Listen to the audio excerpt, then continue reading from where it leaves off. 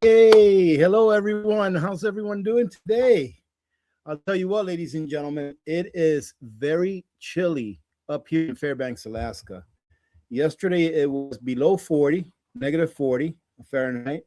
And today it's about the same thing. I think it's like negative 39 right now. And man, let me tell you a quick story before we get to all of the talking points that we have for today, because we got a lot to talk about today. We're going to talk about Venezuela, of course. We're going to talk about why I believe that Americans are fed up and they're starting a movement to, and I do not recommend this, all right, although I agree with the sentiment 100%, but they're trying to start a movement to not pay their income tax for 2026, I think, for this year, because most income taxes have already been paid for 2025. We're going to talk about a lot of the things that are going on here in the U.S. and especially why Americans are fed up. But I'm going to tell you a little story real quick before we start. So the Alaska prepper got a little bit of frostbite yesterday because I was not very smart. If you've been following me for a while, you know that I hate wearing gloves. Well, yesterday at about negative 40, I went outside. I had to do some errands. And I noticed that our garbage, we put our garbage out at a certain day of the week, but this week when they came, they never came to pick up the garbage because all of the trucks were frozen, so they couldn't start their trucks. So the ravens had gotten into the garbage, and I'm like, oh my goodness, there's garbage everywhere, you know, like on the road and everything. So I grabbed a couple of big bags and I went out there and I started picking up the garbage and cleaning everything up to consolidate everything and bring it back in. That way the ravens wouldn't get back to it. Well, when I came back inside, my hands felt frozen. I mean, and I'm not sure if you've all ever had really, really super cold hands, but the worst part is when they start to warm up again, because the colder your hands get, or especially your fingertips, it means that the blood is contracting back. All of the blood vessels are squeezing that blood back into the main part of your body because it wants to keep the main part of your body warm, right? The most important part is your core. So I was in so much pain for like 20 minutes. I thought I was going to pass out.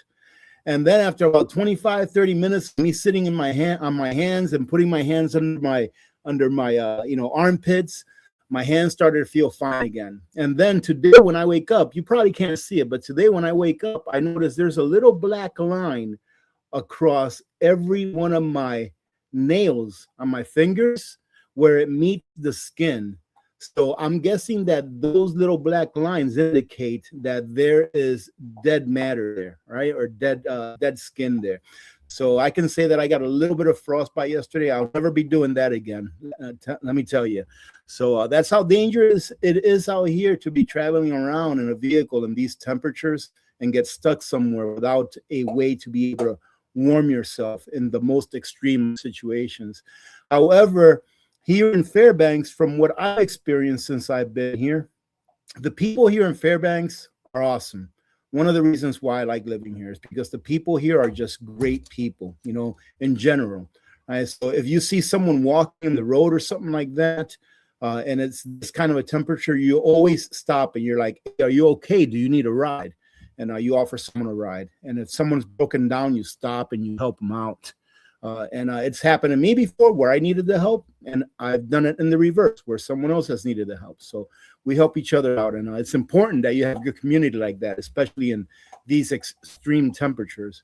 But it's supposed to stay frozen outside for like the next week. It's supposed to be in the -30s, -40s. And then all of a sudden, it gets like springtime. It's going to be like in the single digits, like the negative single digits, and even dipping into the 1 or 2 above zero here in about the next 1 week to 10 days or so. So that's what's going on up here in Fairbanks. If you go outside, there's like a fog everywhere because it's so cold that cold air is just sucking up all of the moisture off of everything.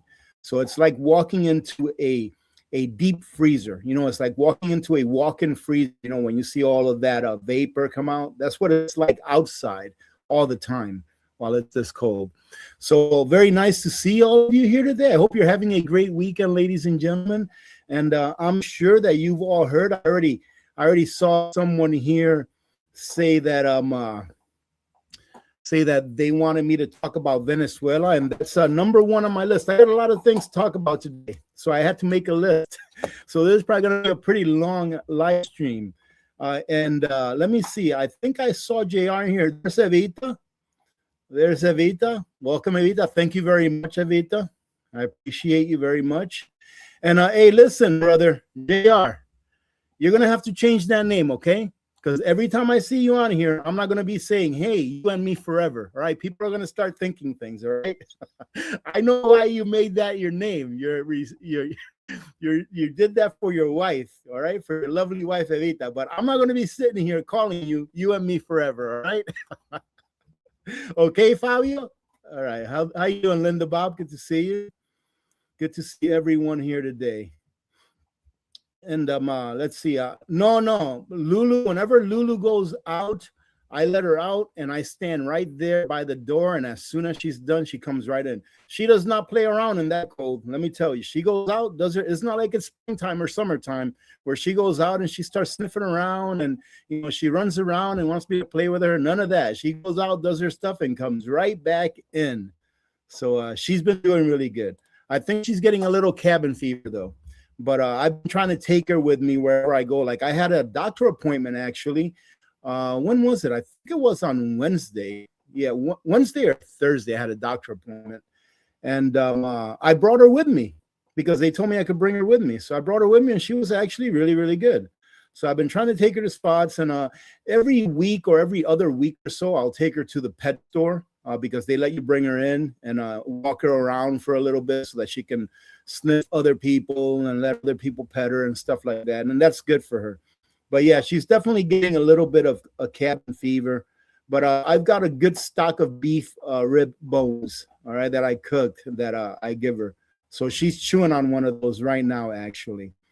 And let me go ahead and remind you, ladies and gentlemen, there's 2 videos this past week. There's 2 videos out that are still eligible for you to enter to win silver, right? So go take a look at those 2 videos. The first one, of course, is Mondays, and I think the other one I put up was on Wednesday. And I still have a little bit of silver left, so I'm going to still be giving away some silver. I'm going to wait a little bit to give away the rest of it. I'm hoping that silver will hit $100 an ounce so that I can do a live stream giving away 100-ounce silver ounces. But ladies and gentlemen, let's go ahead and get into this real quick. There is a very good likelihood that silver is going to take a dump. All right. So don't be surprised if it does.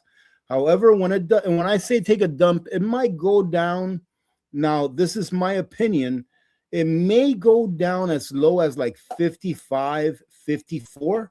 All right. Testing that last high. But in my opinion, it's going to come back up with a vengeance. And then once it does that, which that's a very bullish thing. Once it does that and it recovers from that, it is going to just blow right past this all-time high of $83.80. And then I think it's going to blow way past 100 once it hovers around the 95 to 98 mark for a little bit. All right. So that's what I think is going to happen with silver here going forward. However, what I've always said is that I believe that the best strategy to have with holding your own physical silver or stacking your own physical silver and gold, if you do that, is dollar cost average, right?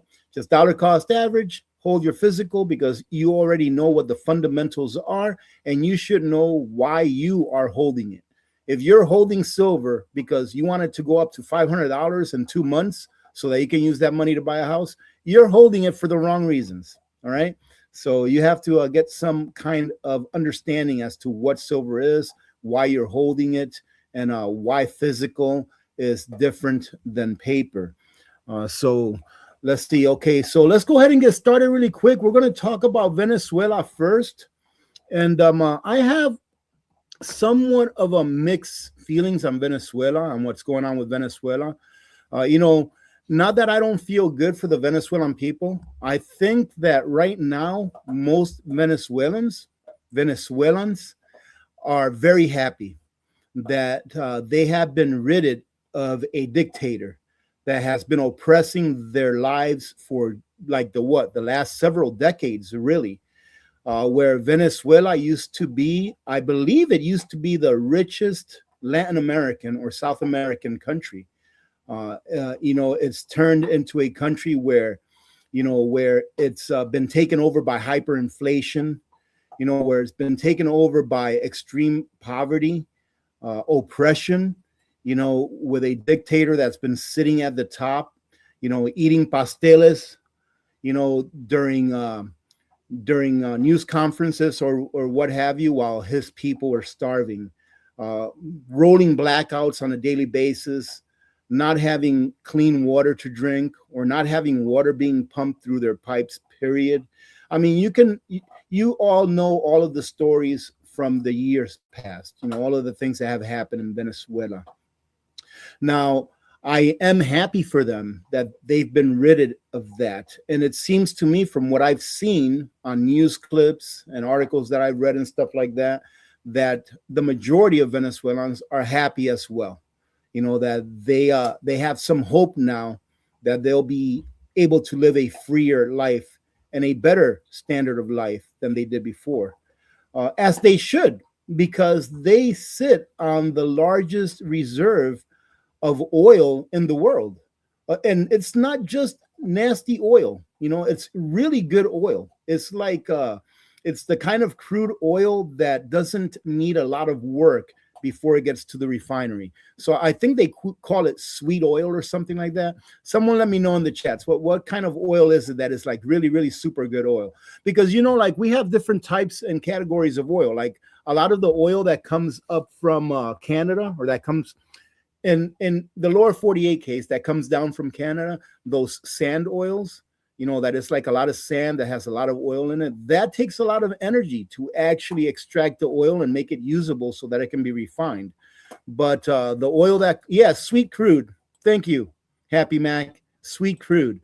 That sweet crude that comes out of Venezuela, that oil is, is really good. It doesn't take as much energy to turn it into a barrel of gasoline or diesel or whatever it is, in order to be refined.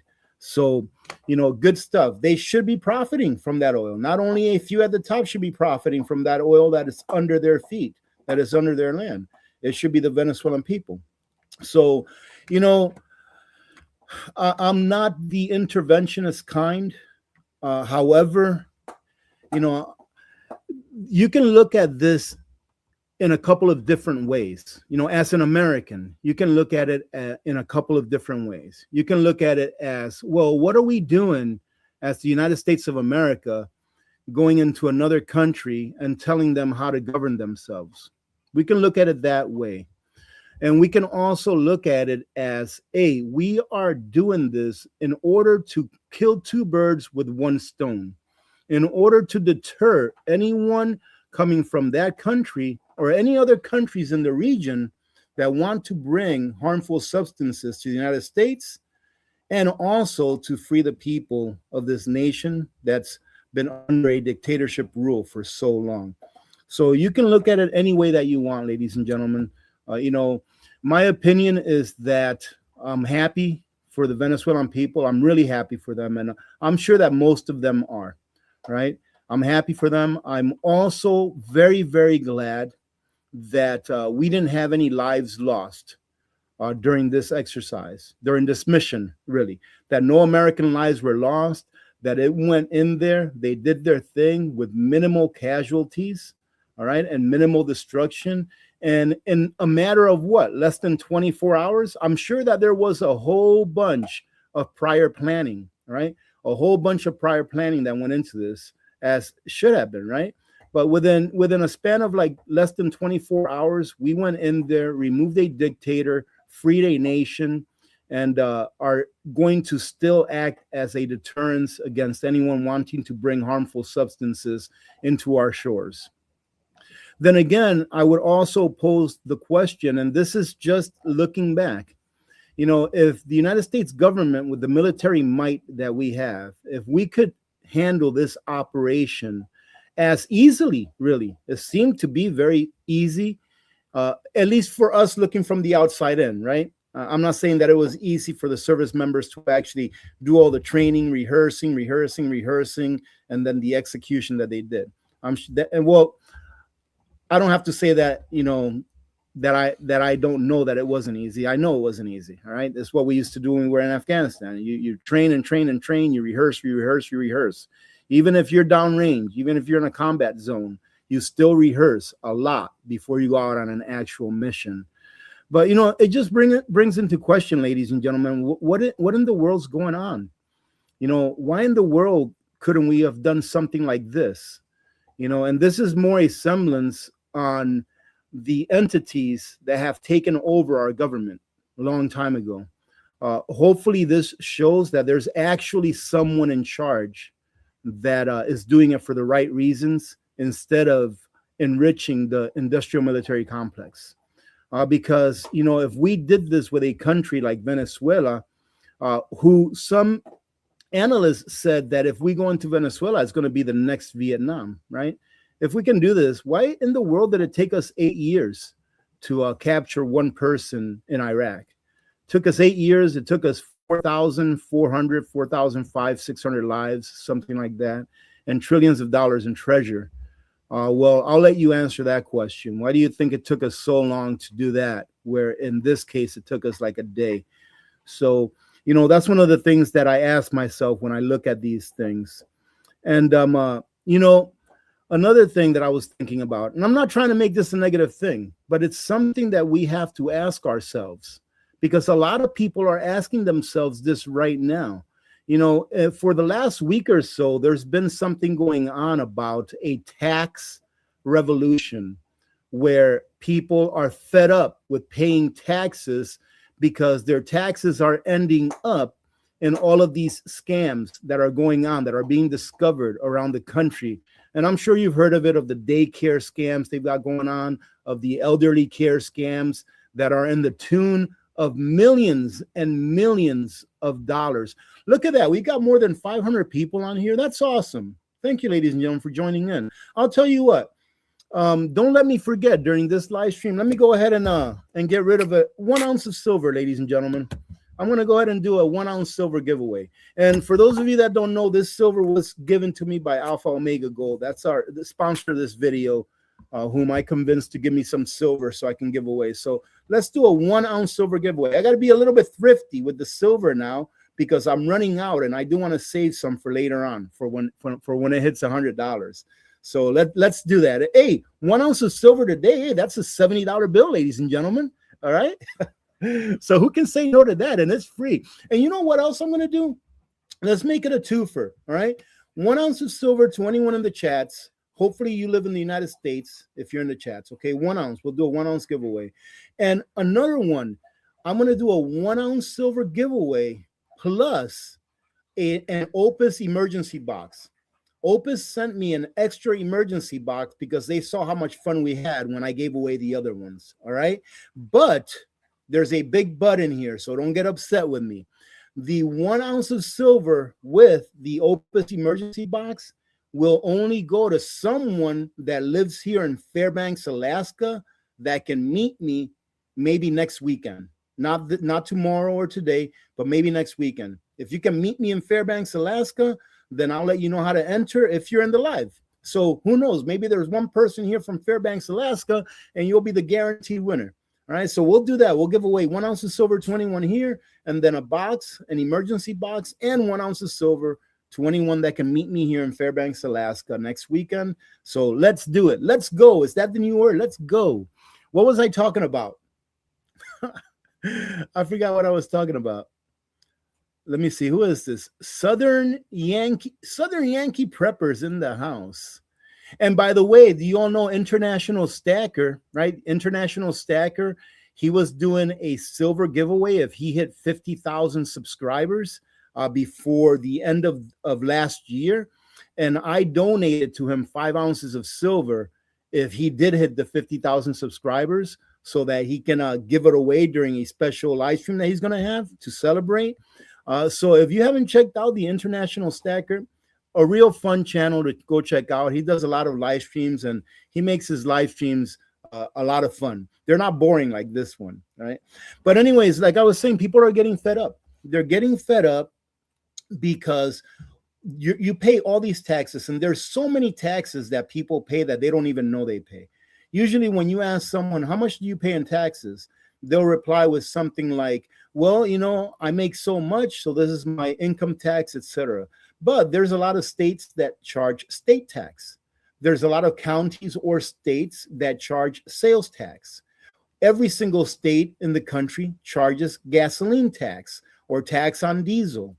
Every state in the country charges a tax on electricity or some kind of a fee that you have to pay on top of the actual use of electricity. If you live in a house like I live in now, when you use your water, when you get your water bill, it's not just a water bill, but there's also like 5 or different charges for different things. So whatever you're being charged for water, you're paying about double that because of all of the additional taxes and fees that you have. Inflation in itself is a tax on your purchasing power, ladies and gentlemen. What other kinds of taxes there are? Any regulation that is put onto a business, that is a tax on you. Because if they tell Costco, and I'm just making this up so it can be easy to understand, if the government tells Costco, hey, you need to have yellow wheels on your shopping carts, and then they have to go out and buy yellow wheels and put them on their shopping carts, guess who they're going to pass that expense on to? It's going to be onto the consumer. So regulations are also a tax on the people. If you go, whatchamacallit, what was I going to say? If you go to some states, I believe North Carolina is one of them. If you buy a vehicle, you pay taxes on it, then you pay registration on it. And then on top of that, you pay a property tax on your vehicle every year. So depending on the value of your vehicle for that given year, you're going to pay a tax on that. It's not a huge tax, but I saw a video here a while ago, months ago, where this lady was saying, yeah, they give you a property tax on everything that you own. If you own an RV, if you own a vehicle, if you own, not even considering your home, your residential tax, they send you a bill once a year right before Christmas. And this lady's bill was like $2,000 just because she dared to own an RV and a car and a bicycle, etc. So, I mean, you know, the going word is that you pay about 51% of everything that you make on taxes when you count everything together. Well, that's half of your life.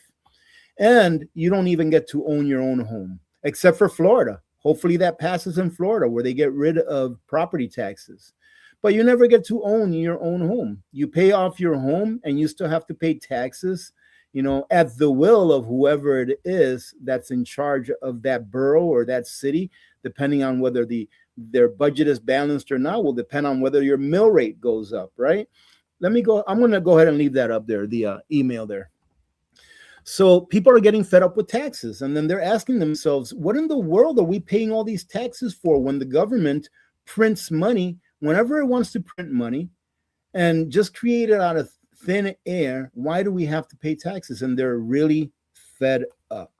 So, you know, it's very understandable that people are fed up with that. And I believe that eventually things are going to change because they will have to change. There's no choice.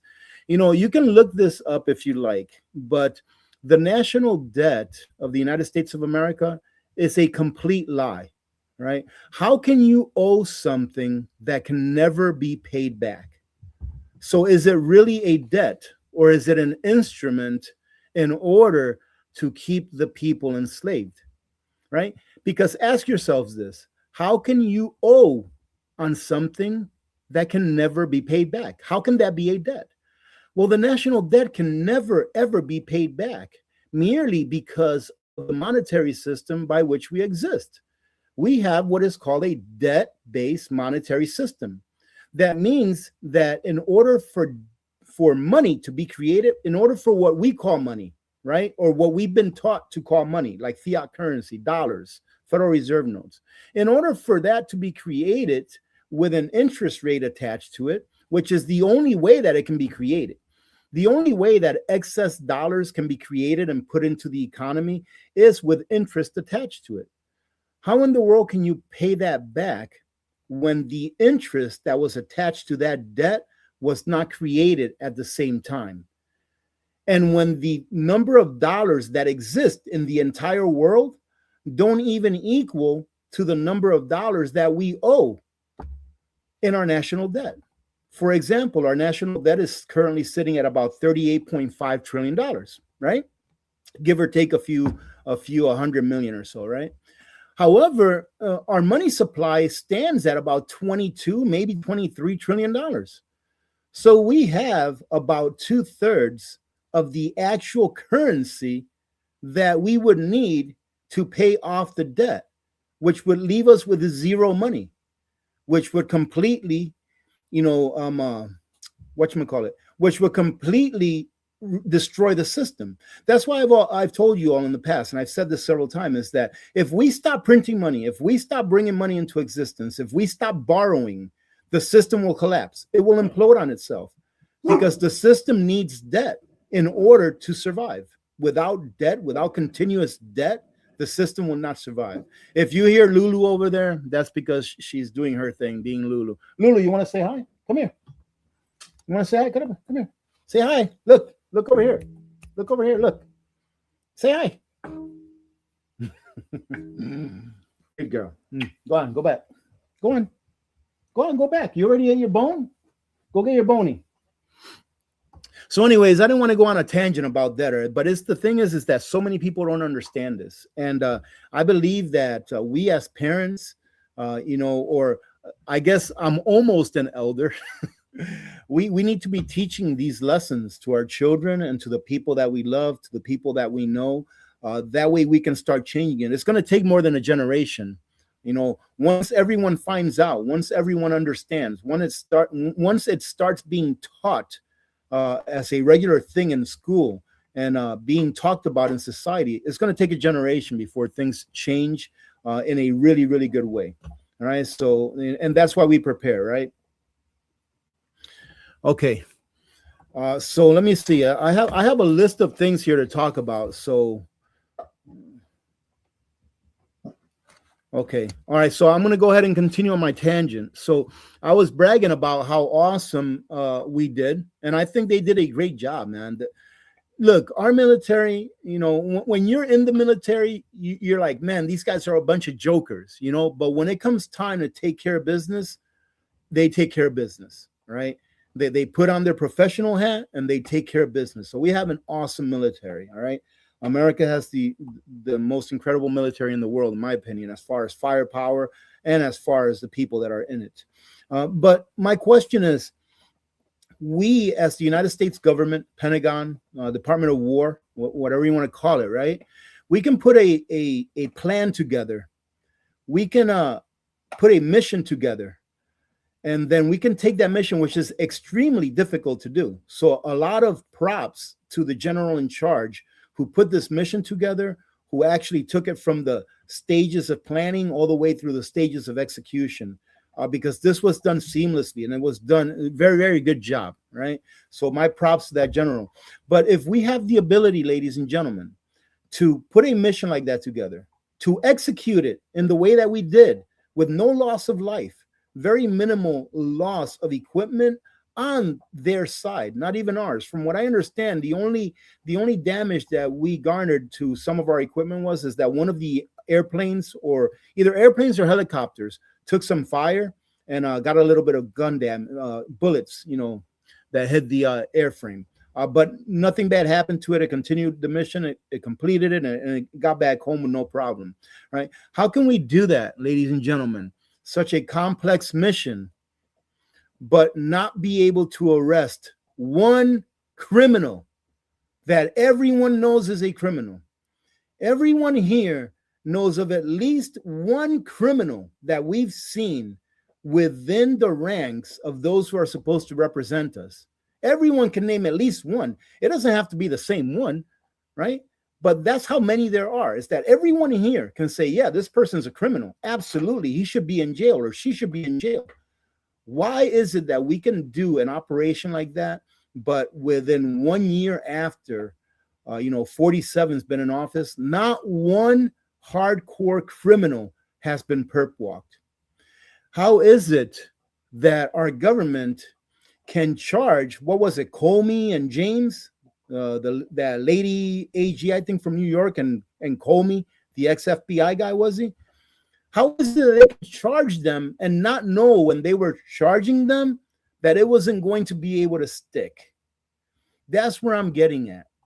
And what I'm getting at is that we are on our own within our own country. And, I would rather we stop sending money everywhere in the world and concentrate on what we need. Where are every other country now when we, America, needs help? And I did a video a really long time ago trying to show how it is that we are on our own. We are alone. If something crazy happens here in the United States where we really need assistance from the outside world, the only way I believe that we would be helped is if they had something to gain from it.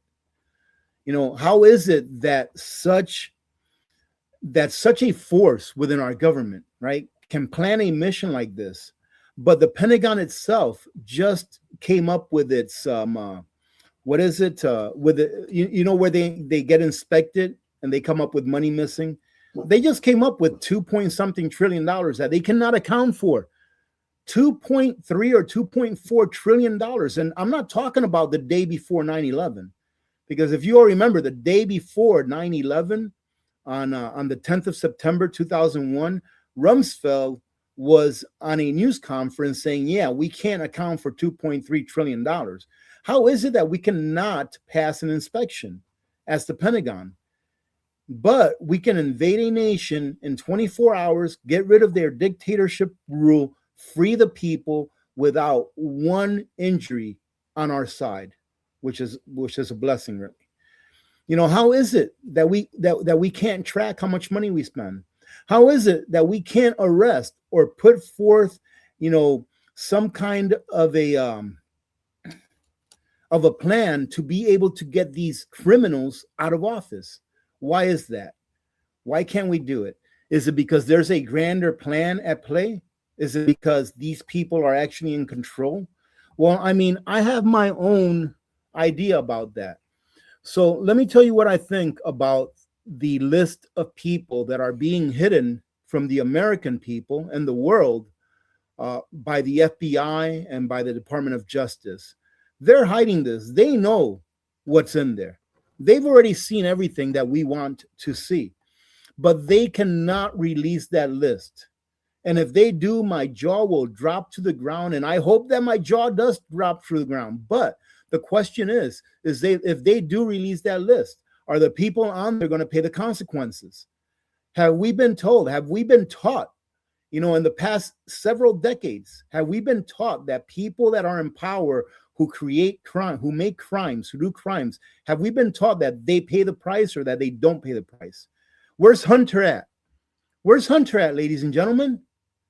I couldn't believe that what's his name interviewed him, but I like him anyways. I think he's a great guy. Sean Ryan is his name. I think he's a great guy, but I personally wouldn't have interviewed that guy. I wouldn't have even never even wanted to be near him. But anyways, why is it that no one's in jail? They found drugs in the White House, for goodness gracious. Where's the investigation? Who went to jail for that? But if you try to walk in the White House as a regular person, and let's say you have a joint on you, I don't know, is that what they call it nowadays? Joint, THC,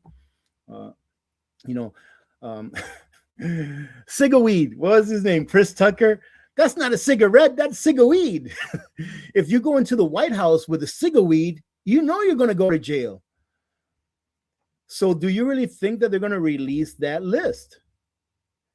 Because what I think is that there are so many powerful people on that list, powerful bankers, powerful congressmen, powerful billionaires. I think that if they release those names and the people and the public know, I think that overnight we will have a financial collapse like we've never had before, or we have a cyber attack like we've never had before, or we have some kind of internal EMP. That's what would happen. That's why they haven't released those names. And I feel really bad. I feel terrible for number 47 because that's the decision he has to make. Do I let these people destroy our country or do I release the list?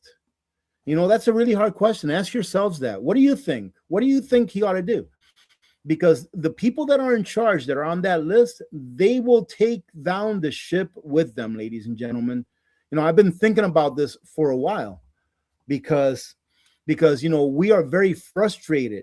Why hasn't justice been served? But I think that one of the reasons why justice in our eyes has not been served is because the people that need to come to justice, that need to be brought to justice, are so many and are so powerful within our system of government that if they are brought to justice, that our country would be in some kind of a severe congressional crisis where maybe we don't have enough congressmen, congresswomen to run the country, which in a way would kind of be a good thing, or people that would actually collapse our economic system.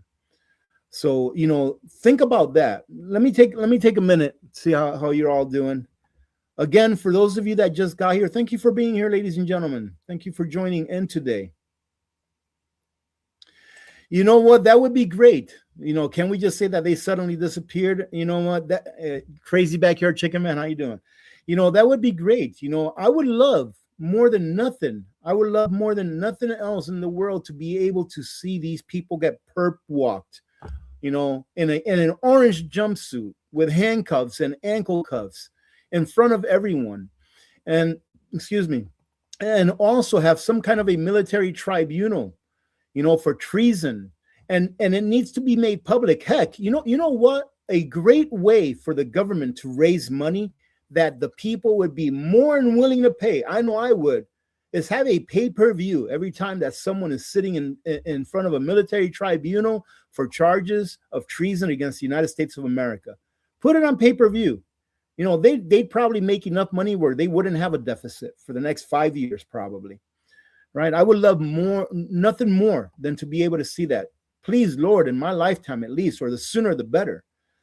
But the problem is that there's too many of them, ladies and gentlemen. Our government has been out of control for so long that I honestly don't believe that 4 years is enough time to fix it in a way that is going to be sustainable in the case that someone that doesn't love America would get in. Okay, and that's the problem, you know. That's the problem that I see that we have mainly, is that 4 years is just not enough.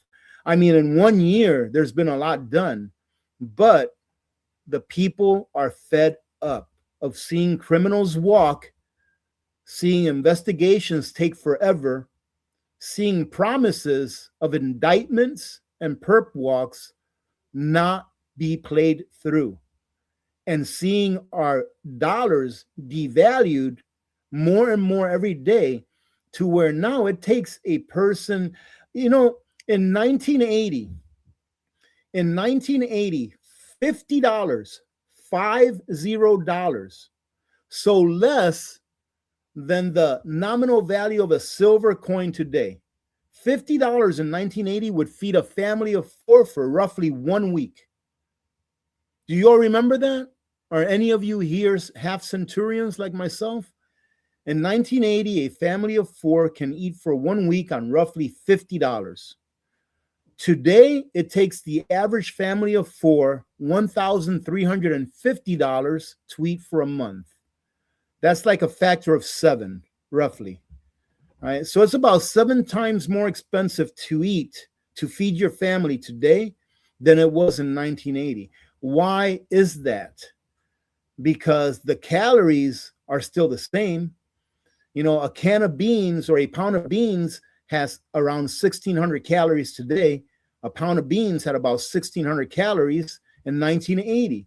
Heck, it should be a lot cheaper today with the way that farming has been industrialized with machinery and such. It's a lot more efficient. So it should be a lot more cheap in order to eat today, the things that we ate back in 1980 for 50 bucks. But it's not. Why is that? Well, that's why people, or one of the reasons why people are so upset and they don't want to pay taxes anymore, because they see criminals go free. They see people that don't love America get bailed out time and time again. And it is the American loving patriot taxpayer that keeps getting hit with the burden of working and paying taxes for people that, number one, a lot of them came here unlawfully.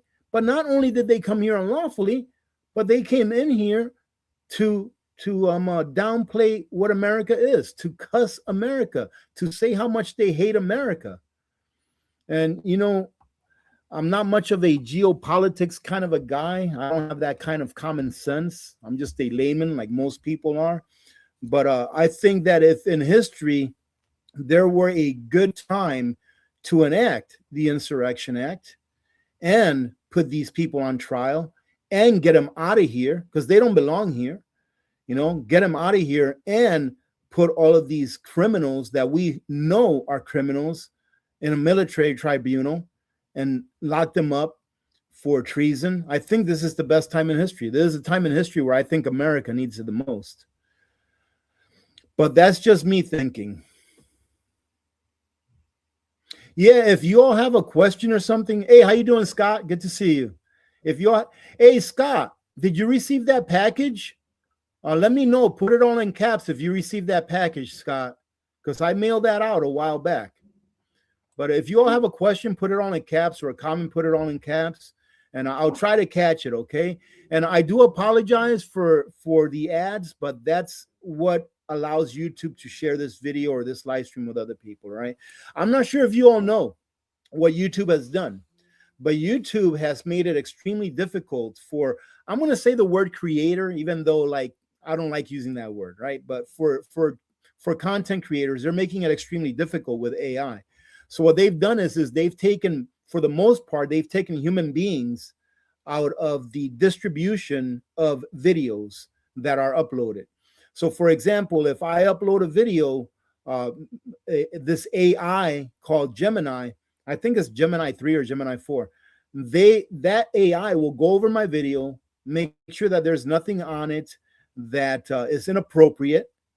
And then once it does that, it decides on how it's going to distribute my video. It decides on who it's going to share it with. It decides if it's going to share it at all. It decides whether it's going to monetize it, all that kind of stuff. So I've been hearing from a lot of people that they haven't been getting any notifications of any of my videos coming up. And that's why.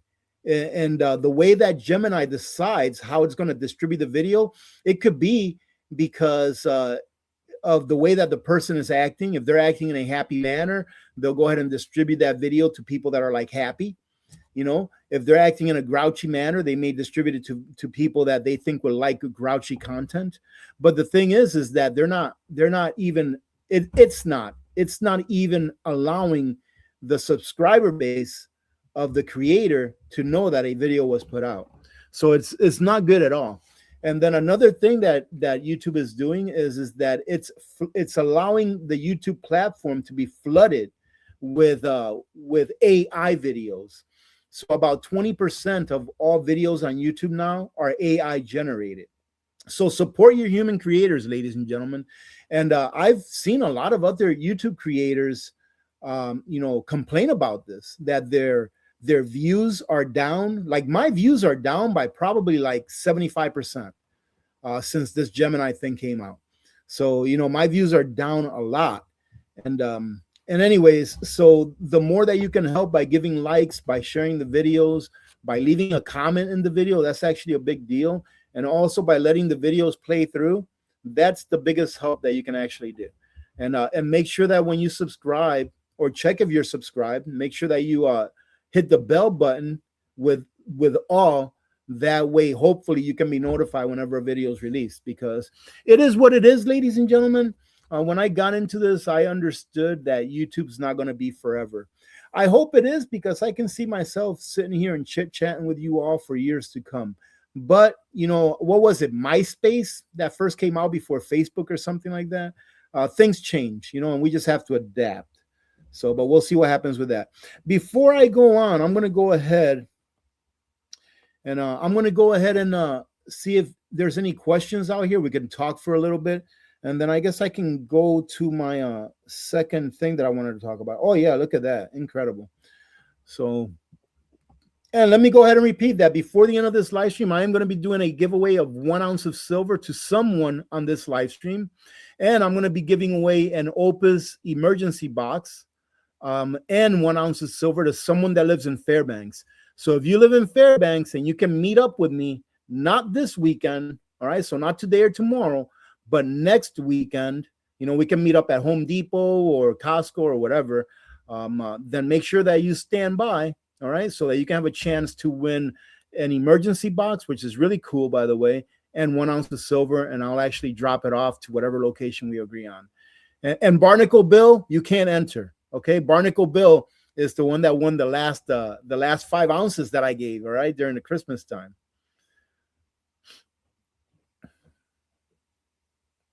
For real, let me see. Elkhound says, mask mandates here on Eastern Shore for Tidal Health Hospital. It's going to get worse for this.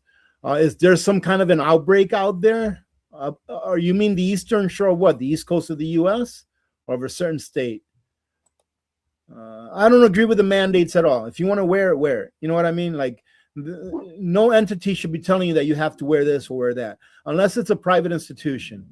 If you're going into a restaurant or whatever, and that private owner of that facility or that business or whatever it may be says, hey, you need to wear a mask to come in here, then it's your choice on whether you want to patronage the place or not. All right, but as far as the public goes, as far as the government telling you you have to wear this, those darn things don't work anyways. It says it right on the box. I mean, the box itself says it. If you want something that's going to work, get yourself one of these right here. That'll work right there, okay?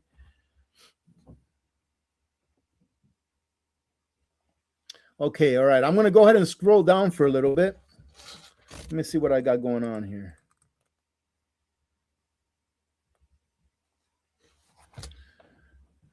Okay.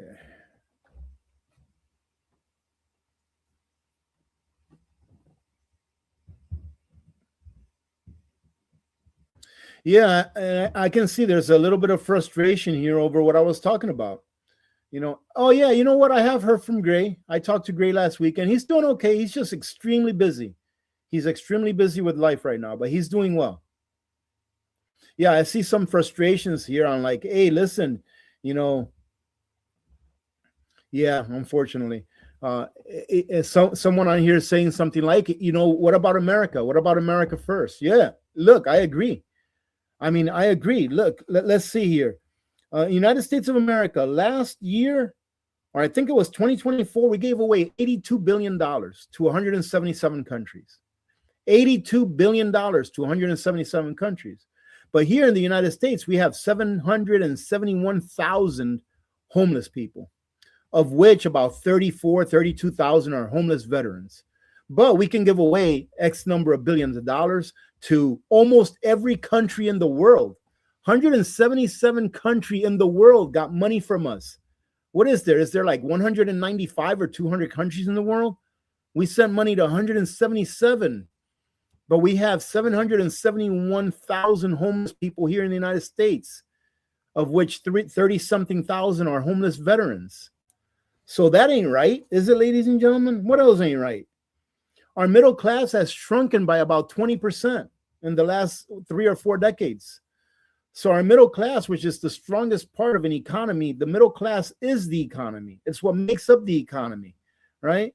Has shrunk by about 20% or so just in the last few decades, right? We're having less kids than we've ever had before. Our our ratio of having kids is below what we need in order to stay flat, to stay even. Why is that? A big part of that is because our economy is terrible. No matter how good they tell us that our economy is not good. When it takes you 7 times more fiat currency to feed your family today than it did just 1 generation ago. You know, ladies and gentlemen, let me see. The average first-time home buyer in 1980 or so, you know, 1 generation ago, was about 30 years old, 28, 30 years old. Today, the average first-time home buyer, I believe, is like 41 years old. And they're trying to push 50-year mortgages. What, you're going to buy a home at 40 and hope to have it paid off by the time that you're 90? Goodness gracious, ladies and gentlemen. Yes, I understand why people are fed up. You know, and they should be fed up. Yeah, in the 1960s, it only took about 3 years worth of wages for you to buy a home. Today, it takes what, about 10? Roughly 10 years, 8 to 10 years worth of wages to buy a home. And that's if you qualify to buy a home. Because even if you make decent money, a bank may say, hey, you need to make more. You need to have this much of a down payment. But you know how difficult it is to have a down payment when inflation has taken hold? I mean, you save up $20,000 to buy a house. It took you 5 years to save up that $20,000, let's say. And then by the time you have that $20,000 saved up, the inflation has hiked up the price of homes. And now that $20,000 ain't going to pay what you needed to pay for a down payment. I understand why people are upset, and they should be upset. But I just don't see this. I don't see us working our way out of this politically. I just don't see it because we have too many traitors. There's too many people in Congress that hate America, that don't love this country and don't love their countrymen and would love to see America fail. There's too many people in Congress that think that printing money out of thin air is going to solve everything, where the only people that it solves problems for are the people at the top, are the people that get those dollars first. Because the ones that get the dollars first to spend first, once it's been freshly created out of thin air, they're the ones that benefit. But by the time that those dollars make it down to the layman, to you and me, they've already been used up, ladies and gentlemen. The price of things have already gone up. So then that's why you need more of them. That's why you have to work harder. Since 1965, since we started this war on poverty, all right, ladies and gentlemen, listen to this. You're going to love this one. All right. Remember what our national debt is? Our national debt is about 34 trillion. Oh, sorry, 38 trillion. We wish it was 34 trillion, right? So our national debt is about 38.5 trillion, right? So since 1964, 1965, when Lyndon B. Johnson started the war on poverty, we have spent $30+ trillion on the war on poverty. How's poverty going nowadays?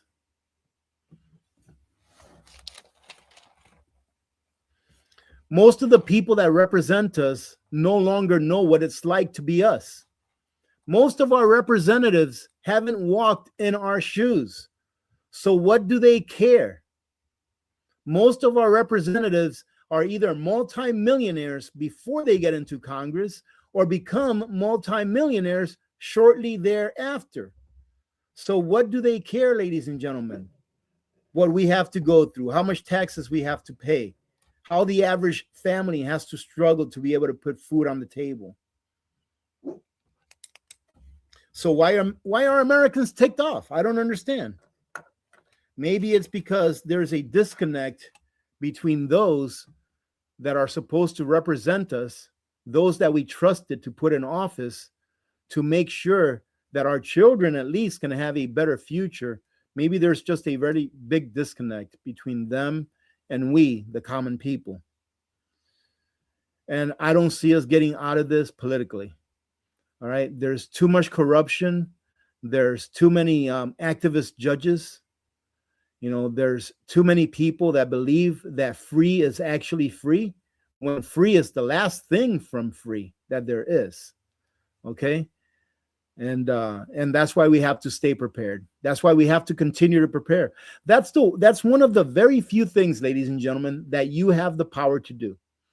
One of the very few things that you have the power to do in order to see you and your family through any crisis is to be as prepared as you can. Because ask the people from, what was it, Hurricane Helene, was it?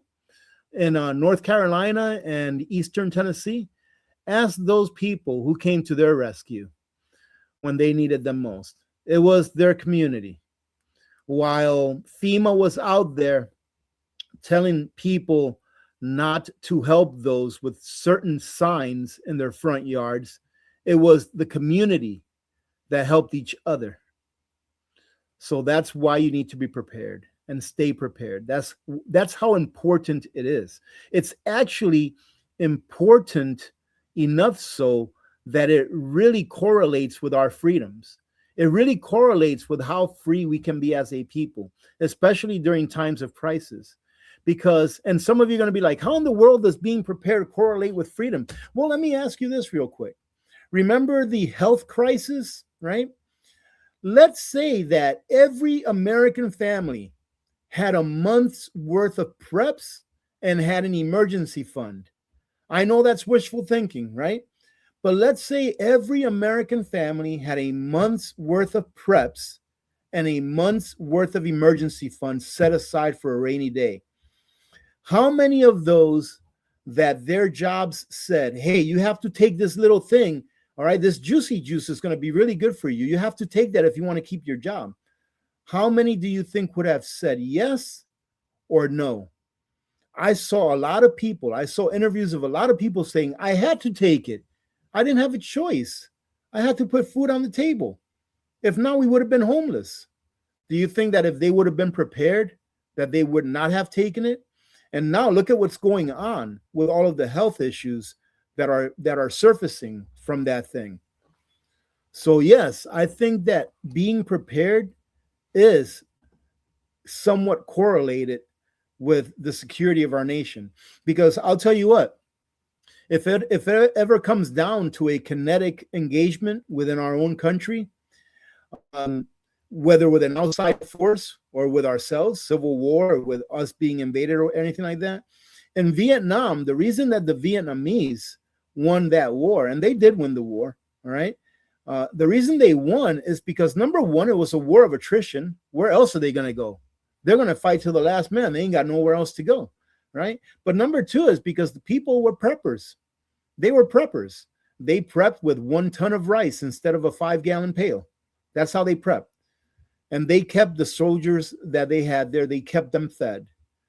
And they kept ammunition, and everything that they needed in order to fight a war they had. It may have been minimalistic, but they were prepared, right? So yeah, be prepared and stay prepared. Okay, all right. I'm going to bring this all the way down. We're at almost an hour, okay? Let me go ahead and open up a screen so that we can do a giveaway of that silver ounce. First, I have to find it. There it is. Yeah, I found it easy this time, ladies and gentlemen. And look at that. This is the one right here. All right, so let's see.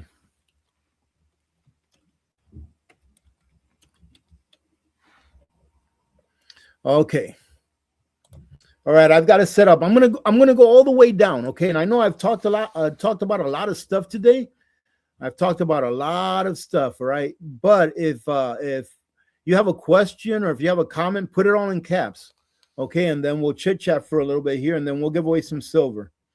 All right. Let's see. Hey, 20 on pump 5. How you doing? Good to see you.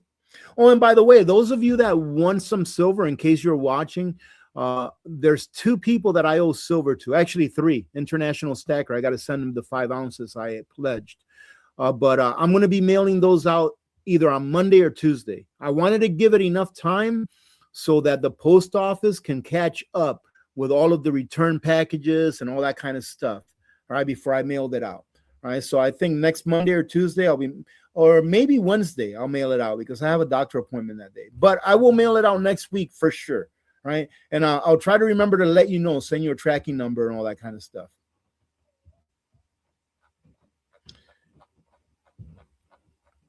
Okay. What are you guys? Why is everyone writing silver for? That's not even the code word. Oh, goodness. Hey, let's say thank you to North of the 52nd for being a member for 58 months. Hot dog. Scott gifted 1 membership. Thank you, Scott. Hey, Scott, let me know. Put it all in caps, brother. Did you receive the package I sent you? If you answered me, then I didn't see it. Hey, look at that. We've got a new member, Margarita. Margarita Castaneda, how are you? I remember you. Let's see. Cam Bowman. It sure makes our day. See, thank you very much. Nice puppy too. Thank you for that. Appreciate the super chat as well. Thank you so much. I want silver. Look, I'm not going to answer your guys'. I'm not going to do the silver giveaway until Scott lets me know if he received this package or not. Let's see. The price of gas was like $3.40 something last time I saw. I was going to gas up at Costco yesterday, but man, there was a really long line. I was like, I'm still at 3/4. Let's see. Lisa asked a great question. How long will the dollar before the dollar is gone? Excuse me. Well, the thing is, Lisa, is that the dollar never has to go away. It's the definition of the dollar, right? So, before 2008, the dollar had a different definition than what it does today. And what I mean by definition is how much can it buy, right? Because the dollar can still be here, but it may take $1 million to buy a cup of coffee. Just like in Venezuela, during their hyperinflation, it took 3 million bolivars to buy, I believe it was like 3 million bolivars to buy like a cup of coffee or something like that, right? Something small like that. They actually had a coffee inflation index saying how much a cup of coffee costs today because it was going up so high. So it's not when the dollar will be gone. The dollar can be here for forever, but how much will it buy, right? Now, one thing that's a possibility that actually Congress can do this today. If they get rid of the filibuster, ladies and gentlemen, Congress can do this today. Get rid of the Federal Reserve and get rid of the IRS. They can do it tomorrow if they want. All right. So they can do this. It's that they don't want to do it because in order for a government to have control over its people, it has to have control over the money. Without control over the money, the government can only do what the people allow it to do. With real sound money, it is we, the people, that have control over the government. With fiat currency, it is the government that has control over us. So, yeah, the dollar, as far as the definition of the dollar, well, the definition of the dollar is sure as heck going to change this year because with the quantitative easing that they got going on, that they're going to start doing, you're going to see inflation take a hold once again. The last round of inflation that we had plateaued. So right now, even though we have a lot higher prices than we did 5 years ago, it's kind of like steady, right? But we're getting ready to go on another round of high prices because they already started doing quantitative easing. Okay, I am getting screamed at so many of you guys, by so many of you about this silver. Oh, you haven't gotten a package yet, huh? Okay, I'll take a look at the tracking number. I didn't send you the tracking number, huh? Did I, Scott? I thought I sent you a picture, but I probably didn't. I'm just senile. Okay. Yeah, I agree. This not only does it need to be released, but the people need to be investigated and put in jail if they are guilty. Period.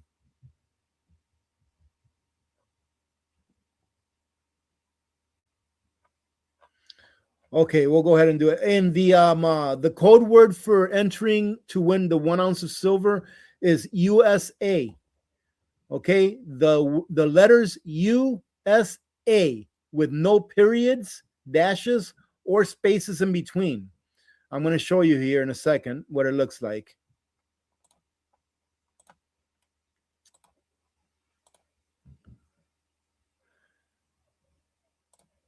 Right there, ladies and gentlemen. USA is the code word. Why? Because I love the USA. I hope that you all do too. Let me see.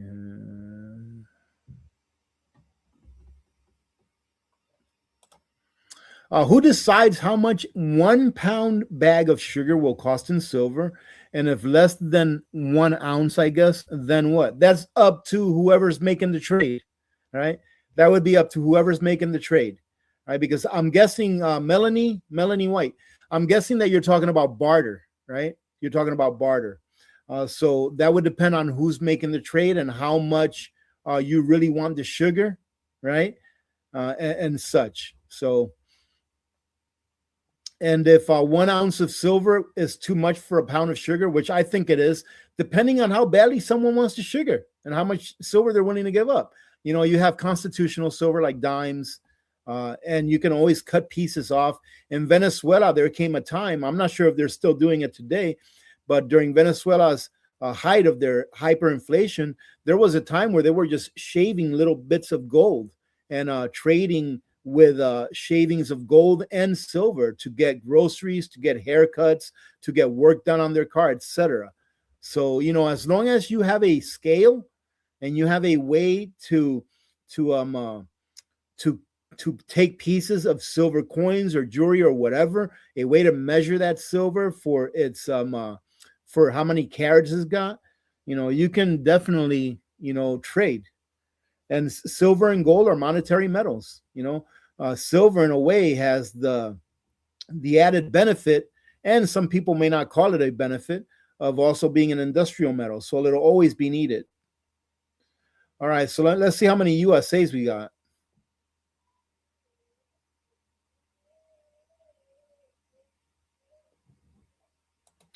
Let me see. Andrew says, Rudy, do you know that the United States went bankrupt in 1999 and the Constitution ended as well? I mean, I don't know that, but I can tell you one thing right now, that the United States is bankrupt today. The United States is bankrupt. I just told you all earlier today that that we owe $38.5 trillion, and that's how much we owe. That's not our unfunded liabilities. That's not part of the promises that the government has made to the people in the tune of about $200 trillion. All right. So let's just stick with what we know that we owe as a nation, $38.5 trillion.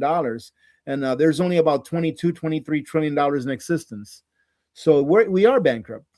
The only thing that's saving us is that we're the world reserve currency. The Federal Reserve Note is the world reserve currency.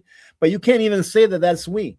You can't even say that that's the United States, because it's not. The Federal Reserve is a privately owned bank that's owned by some of the bigger banks. So it's really them. They're the ones that are making the money off of the interest that we have to pay. And that's why they're so powerful, ladies and gentlemen.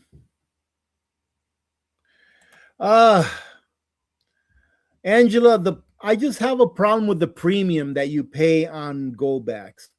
It's such a high premium. It really is. You know, I would rather have, you know, you can get 1 gram of silver. You can get 1 gram, you know, silver bars. You can get little waffles with 1 gram silver bars and stuff like that. But, you know, at the end of the day, whether it's silver, whether it's gold, whether it's a gold back, whether it's a silver back, because they have silver backs now, whether it's a 10th ounce of silver or anything, it's still a monetary metal. And if you really need something, you're going to be able to divide that piece of metal that you have, whatever it is, in order to get your purchase, even if you have to cut a piece of it in half, right? So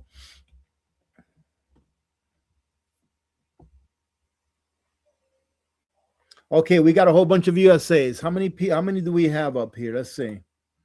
Hey, we have 298 of you. That's awesome.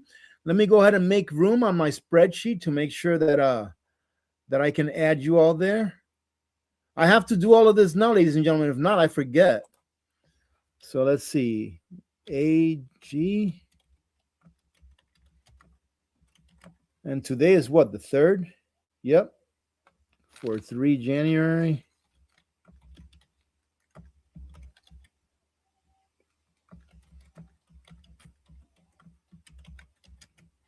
Okay, I am ready. All right, let's do this. Now, remember, if you win, send me an email with your information. If you can send me your phone number too, please do. It makes it easier for the packaging. I don't share your information with anyone except with the UPS, because that's how I mail out my prizes.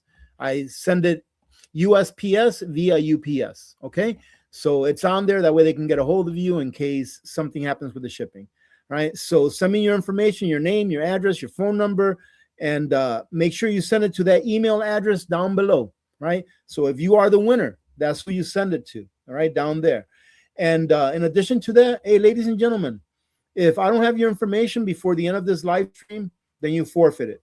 Okay. Because it's too easy for you to jump in there if you win and send me a quick email with your information and say, hey, this is who I am. Let's see. I'm Mighty Mouse. You know, I won this, and here's my information. And then I'll reply to you saying, awesome. Try not to cheat, because I can find out whether it's really you or not. All right. So try not to cheat. Some people have tried doing that before. So we're up to 331, and we're just going to go ahead and do this. So good luck, ladies and gentlemen. And they didn't ask me to do this, but thank you, Alpha Omega Gold, for sending me the silver that I used to give away. If it wasn't for Alpha Omega Gold, I wouldn't be able to do this, ladies and gentlemen. So I want to say thank you to them. All right, winner, winner, chicken dinner. Let's go to the giveaway tool, and is it. Boom. Do we have anyone here from Fairbanks that can enter to win? Who's the winner? Look at that. Southern Yankee Prepper. I think Southern Yankee Prepper, didn't I say hello to you first during the stream? Good for you. That is so awesome. Southern Yankee Prepper is the winner. Look at that. I'm going to copy your name here and go put it on my spreadsheet. Southern Yankee Prepper, like I said previously, go ahead and send me an email right now. The email is down below, sfcofimarti@gmail.com. All right, send me your information, and I will be shipping this out to you sometime next week. Southern Yankee Prepper. That's awesome. Congratulations. Good stuff. There's one more ounce of silver that's out of that jar. I got to remember not to use them, because I definitely need to save some. Is there anyone here from Fairbanks? Let me go ahead and redo this so that I can get the Fairbanks one ready. Let's see. Okay. Okay, so if you're not from Fairbanks, please don't put Fairbanks in the comments. All right, ladies and gentlemen, because that'll just mess it up for someone that's here from Fairbanks. But if you are from Fairbanks, go ahead and just put Fairbanks in your comment, and that'll enter you to win. Also, who do we have here? Okay, I'm not sure how to pronounce this name. A nun Sia Kinsey, Fairbanks here. I was never meant to be rich, LOL. Well, anyone that's here that lives in Fairbanks and can meet up with me somewhere in town, it can be Home Depot, it can be Costco, it can be the parking lot of the Holiday store, or what used to be the Holiday store, right? The new Circle K. But you have to be able to meet me, all right? You have to be able to meet me in Fairbanks in town somewhere. And I'm going to go ahead and give you 1 ounce of silver in addition to an OUPES emergency box, which is really cool. It's got a whole bunch of goodies in there. All right, let's go ahead and do that right now. So good luck to my Fairbanksians out there. Look at that. We've got 6. Now, Barnacle Bill, I told you not to enter. All right, I know you're watching. All right. I actually met up with Barry here. I don't know. It's been a couple of weeks now since we met up. Second time that we met, actually. So, all right. So good luck to my Fairbanksians. Here it is. Oh, no, here. Boom. Who is it going to be? Look at that. Congratulations. That is awesome. Same thing to you, okay? A nun Anuncia Kinsey. I'm not sure how to pronounce that name. Go ahead and send me your information to the email below. That is great. And I will meet up with you somewhere. All right. We'll discuss it over the internet. We'll meet up somewhere, and I'll make that exchange with you. So congratulations. You won an OUPES emergency box, and you also won 1 ounce of 999 silver. Let me go ahead and catalog this, okay?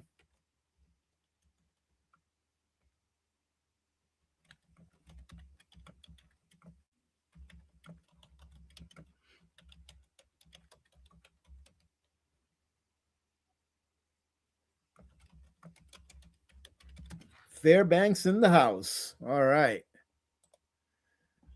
Okay, we can put this giveaway tool away because that's it, ladies and gentlemen. Disabled and Prepping is in the house. How you doing? Hey, so we're a little bit over an hour, so why don't we go ahead and do a little Q&A? So any questions that I might have missed or any comments that you want to make? Let's see. Add a girl prepping. Funny thing, back when sugar was well under $2, I was buying the heck out of it. My co-workers made fun of me. I'm having my laugh now. I don't eat sugar, so I you have about 300 pounds. Hey, sugar never goes bad. All right, just don't put an oxygen absorber in there. It won't go bad if you put an oxygen absorber in there, but it will get as hard as concrete. So you can use it for building.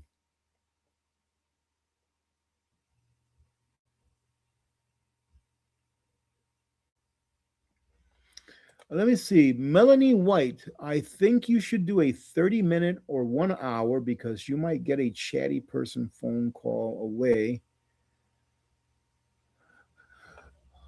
I'm not sure what you mean by that, Melanie. You're not telling me to try to do a giveaway for a half-hour phone call. I'm not sure if I can do that.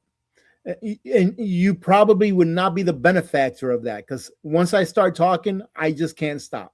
All right. Hey, Sue Joe, thank you very much for becoming a member of the Ladies and Gentlemen's Club. Awesome.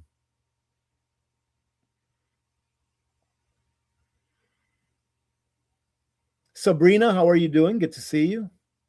MDK, how are you?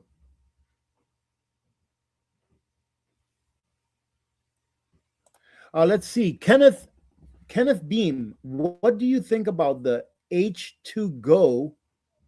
I've never heard of that brand, Kenneth. I've never heard of that brand.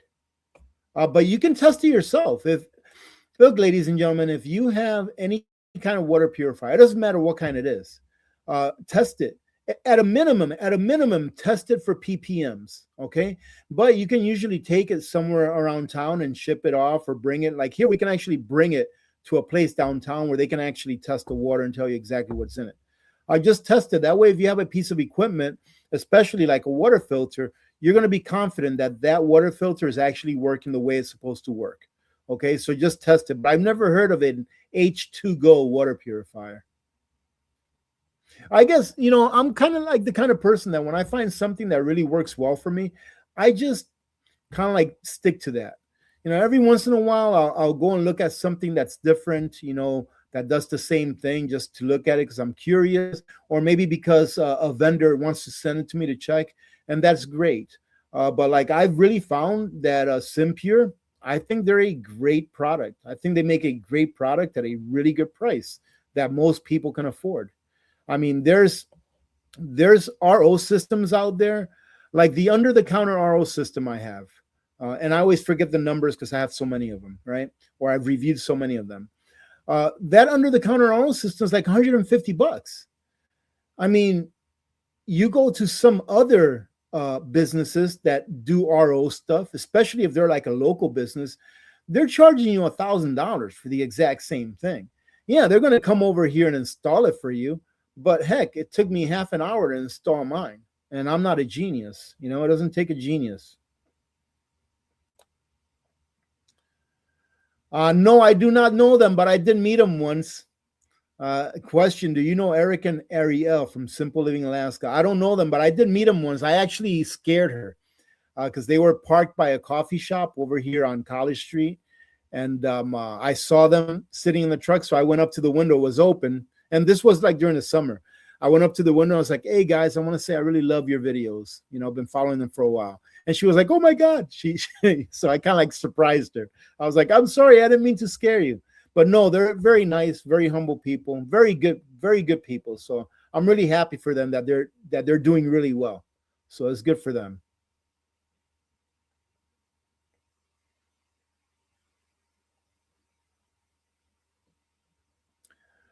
I probably won't be getting Lulu any boots. In all honesty, she has extremely thick paws, and the only time I let her out during this time of the year is just to go potty. That's it.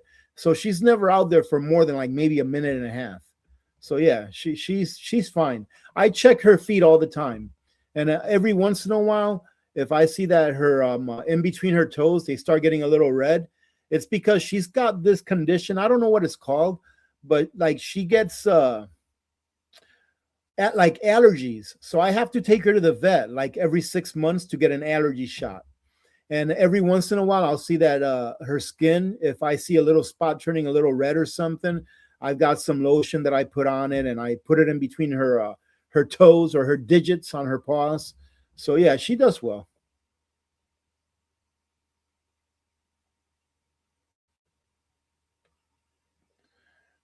Let's see, Lisa Foster. Rudy, you talked once about 10 Days of Darkness. I don't remember talking about 10 Days of Darkness. I mean, I could have, but if I did, it was a really long time ago. Salty Dog, what's up? What adjustments to prepping have you made living in an apartment? I haven't really made too many adjustments because I really don't have all of my preps yet. But when I do, I'm going to have to make some. Well, let's see. One of the adjustments, I guess you can say, is becoming more efficient on how I store things away. So I'm not sure if you saw the video that I did about apartment prepping and how you can store away a year's worth of food. Now, when it comes down to it, if I need more room, then I will get one of those, whatever it is that elevates your bed so that I can put more food down there, because I think that storing food under your bed is a great place. It's usually a nice, cool place, and you can put a lot of food in there. Okay. Okay, Moment, that is a good question because there's another adjustment. So I have plans with a friend to keep a lot of my preps on his property. And the reason is because his property is my bug out location. So, you know, I have a place to go where I can take my family with me, my son, my grandson, my daughter-in-law, my daughter, my dog. I can take them with me in the case that we have to bug out, right? It's not something that I would ever want to do. I never want to bug out. I don't want to be a refugee. But if that were ever the case, I have somewhere to go. And I talked to him and I says, hey, do you mind if I keep a lot of my preps there? That way, if it ever comes to that where I have to bug out, you know, you can come and get us and we can pack everything really quick and then convoy up to the location. And there you go. So I guess that is an adjustment that I made doing that. Knowing that I only have about 2 weeks or so worth of water, that's an adjustment because before I used to have 6 months worth of water in the worst of cases, you know, and if something really bad happened. But like I explained also, you know, here in the wintertime, there's water everywhere. You just got to let it melt and then put it through a filter. In the summertime, there's always a small body of water somewhere near where you can get water from. Same thing right here. And you can also get some rain catchment going on. You can make sure that if you don't have water, that as the snow is melting, that you can store up a lot of water because it's melting outside, which means that you can put the snow in containers and allow it to melt naturally instead of bringing it inside. You know, for electricity, nothing's really changed for electricity. I guess that when you're renting, that electricity is can be kind of difficult, but I live with my son. So as far as powering the essentials in the entire house, I have no problem with it, right? But if I didn't have access to like the boiler or the control, you know, or the breaker panel or stuff like that, it may be a little more difficult. But being that is my son's house and I live here in the apartment downstairs. Yeah, he's given me free reign to prepper proof the house. So I've already prepper proofed the boiler that this house has, so that if the power goes out, all I have to do is hook it up to my solar generator and it'll run pretty much indefinitely, as long as I can spare a couple of gallons of gas per week. It would cost me about 2 gallons of gas per week or so to power the boiler in this house 24/7. So I guess there have been a few minor adjustments, but really not really huge adjustments, I guess you could say. Hello, Jen. Hey, thank you for being here. Thank you guys for being here. I really do appreciate every one of you. Is Gray Man here? Hey, Viv, what are you doing? Are you talking about when me and Gray used to do the apocalypse on Monday? He never used to get a word in. Okay, what else do we have? Oh, Silly String. Hello. AP, do you eat fast food? And what is your... I don't eat any fast foods at all. Okay. Actually, I tried. This was disgusting, really. I'm never eating any kind of fast foods again. I don't know, maybe about a week or two ago, it was my cheat day. And during my cheat day, I usually have pretty much anything I want, but as long as I limit the carbohydrates to less than 20 grams. So less than 20 grams, I can have pretty much anything I want. Was just pretty much, just a protein plus a little bit of carbs. But my son was out and I was like, hey, buddy, why don't you get us some burgers from Sonic's, right? Get some burgers from Sonic's and some chicken. And he's like, all right, because he was at Lowe's. So he got me a double bacon burger, whatever they call it. And when he brought it over here, I got it. I took the bread off. I gave it to Lulu. So I'm actively trying to make Lulu into a diabetic like me. But I don't do that very often. But I gave the bread to Lulu. I took the burger. It had tomatoes and it had lettuce on it, along with whatever sauce they put on it. It was disgusting, ladies and gentlemen. I'm sorry, Sonic. I'm sorry. But it was disgusting. You can taste, or to me, it tasted like it was freezer burnt, like it had been frozen for a very long time. And I'm like, this was definitely not worth it. And then it gave me a stomach ache. So no, I don't eat any fast foods. I used to be a fast food addict, but I'm not sure how long you've been with us here, Silly String. But I'm a diabetic, and I control my diabetes mainly by only eating proteins and fats. Today, this is how little carbs I eat on a daily. Today, I've eaten 2 grams of carbohydrates. All right. I actually ate breakfast today because, every once in a while I like to eat breakfast because I wake up hungry. But I ate breakfast today and I had 2 grams of carbs. All right. I had some eggs with some cheese on it. And I had a keto tortilla, which has 2 grams of carbs. And for dinner, I'm going to have some beef ribs that I'm cooking right now. And it smells really good because I cook them like a roast. I cook them for a really long time. And I'm going to have a little bit of yuca, which is a yuca root that is extremely fibrous, but it is diabetic friendly. So no, I don't eat any junk food anymore. I don't even eat sweets. The closest thing that I come to eating sweets is if I have a peanut butter and jelly sandwich, which is still keto friendly, diabetic friendly. I guess you could say my peanut butter and jelly sandwich altogether, maybe 5 or 6 grams of carbs. 5 or 6 grams of carbs. And I don't have that every day. I have that every once in a while. Every once in a while, I'll also have me a yogurt, a yogurt that has maybe like 4 grams of carbs, something like that. But that's not every day either.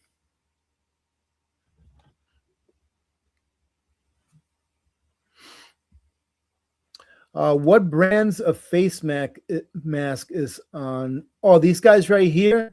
Man, those things were a great deal, by the way. And they, you want me to look it up? I can give you the link. I can give you my affiliate. Ladies and gentlemen, if you want to support what I do, use my Amazon affiliate link. It doesn't cost you a penny more, but it takes a few pennies out of Jeff Bezos' pockets and puts it into mine.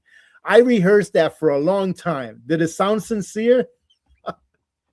No, in all honesty, ladies and gentlemen, if you want to support me without spending an extra penny, use my Amazon link. It doesn't cost you anything more. But let me go ahead and look that up since it's really easy for me to look up because I've got it right here. It was actually a really good deal for those masks. I got those two for like 20 bucks a piece. And the cartridges, I think the cartridges are like $10 a piece, but those are CBRN cartridges. And the things on the side like this right here, those things can handle vapor, meaning that mask can handle CBRN, chemical, biological, radiological, nuclear, can handle that. It can handle smoke. It can handle bacteria. It can handle fumes like from paints and stuff like that. And it can handle viruses. So yeah, great. And they were like 20 bucks a piece. Let me see, mask. Let me see if I can find it real quick and I'll share with you. Okay.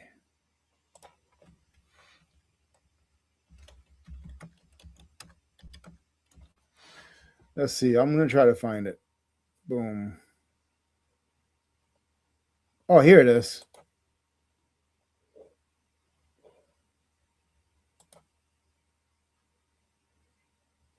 Oh, I know what's wrong here. Give me a second, ladies and gentlemen.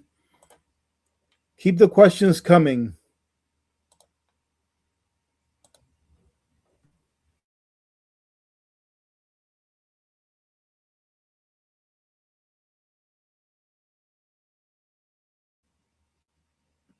Can you all still see me? I think I lost you for a minute.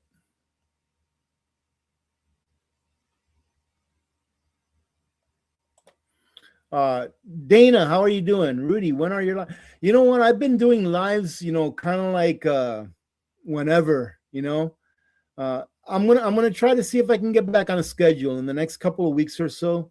I'll try to see if I can get back on a schedule, and then that way it can be more regular. But I've just pretty much been doing them whenever, ladies and gentlemen.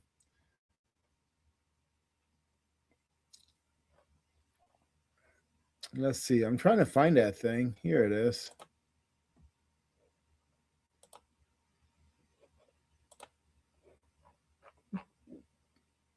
Let's see.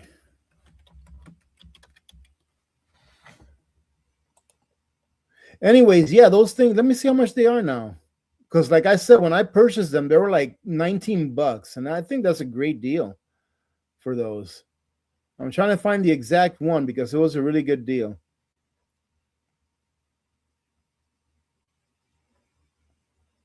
Okay. I'm not going to keep looking for it because I don't want to just be here looking for one thing. But if you go take a look at one of my payday prep videos, I do believe that I have them on there and it's got the links and everything. But you can look them up by full face mask. And what I was saying about those up there is that they're nice because they even sealed with my beard. See, in the military, they don't want you to have a beard. That way, if you have to wear a face mask, it'll seal to your skin really well, nice and tight. But even with a beard on, it's sealed really well where no air can get in or out except through where they're supposed to go. So really good ones.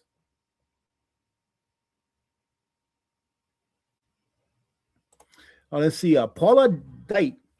I think the T is silent on that. Sorry if I mispronounced that. I finally was able to get the SIMPURE RO system. Oh, that's awesome. Hey, there's nothing like clean water. Oh, no. I recommend a freeze dryer. I think a freeze dryer is a great piece of equipment if you can afford it and if you're going to use it. All right. I didn't get rid of it. I passed it forward. At the time that I had it, I had used it enough where it had already paid for itself more than once. And I had freeze dried so much darn meat that I'm like, you know what? I'm going to pay it forward. And I paid it forward to a friend of mine that uses it for freeze drying. So that's why I got rid of it. I recommend them. I think freeze dryers are great. I think it's a great idea to put back alcohol because a lot of people are going to be wanting alcohol. Be it the right thing to do or not, whatever, there's going to be a lot of people out there that are going to want alcohol, and you're going to be able to barter stuff that maybe you didn't have the forethought to get that you'll be able to get without alcohol. But it's up to you whether you want to do that. And you can also use it for medicinal purposes. I remember my mom used to make a concoction with the garlic and honey and onions and a little bit of whiskey or something in there for a cold, whatever. But yeah, I think alcohol's got more than just one use. You can definitely barter it.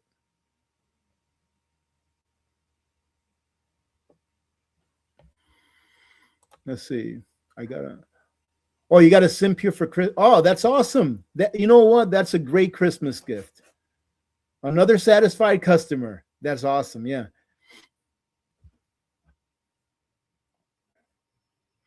That is awesome. More than one way to get clean water is definitely what you want. And you know, worst comes to worst, if you don't have a filter or something like that, and it's an emergency, ladies and gentlemen, just have a way to boil water. That it's not ideal because it's going to cost you a lot of energy to boil water. So if you're boiling water because you don't have clean water, it's probably because there's some kind of a crisis going on. So I'm not sure how much fuel you want to use to boil your water every time you need to drink water, right? So having some kind of a filtration system is definitely optimal. But worst case scenario, you can boil the water, right? You can boil it. And then once you boil it, maybe put it through a coffee filter or something like that, you know? Cindy Smith, do you believe in global warming? I do. I believe that the earth warms and it cools, and it warms and it cools. And there's even some times in our history, a geological history, where the earth has frozen. You know, we've gone into an ice age, and we will go into an ice age once again. What do I not believe in? Which is the question I think you were meaning to ask me. I don't believe that global warming or cooling or climate change is anthropogenic, meaning that I don't believe the narrative that it is you and me that are making the earth cool or warm. It's nothing but propaganda that has been used to enslave humanity, ladies and gentlemen.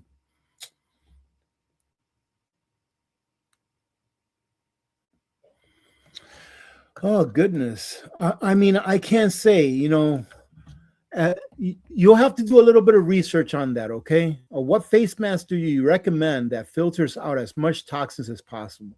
Look, so I can recommend to you guys the SIMPURE RO system.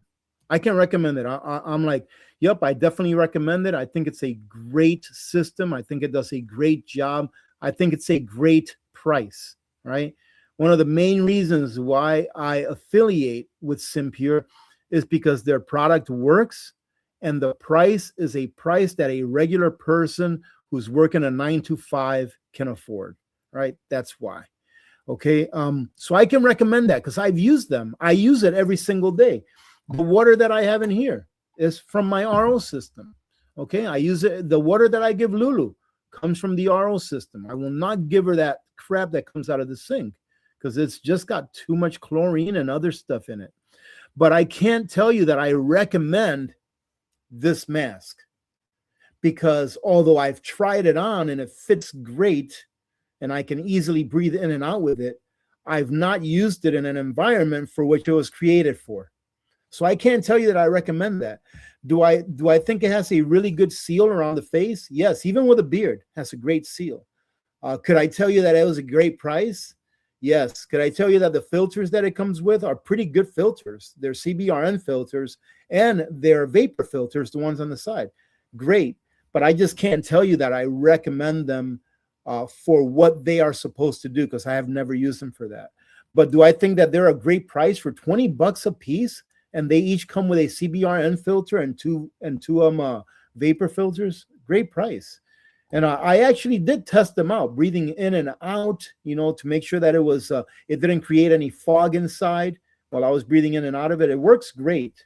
The thing is that I hope I never find out if they're supposed, if they work for what they're supposed to work. But if I ever need them for that purpose, hopefully they will. And I'm guessing that they will because they work pretty good as far as when I initially tried them out just to make sure they worked.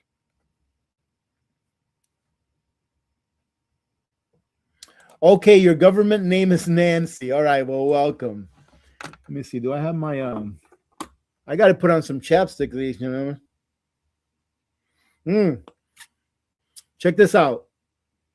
This is my Bucky's chapstick. You know you love Bucky's when you have the Bucky's chapstick. All right.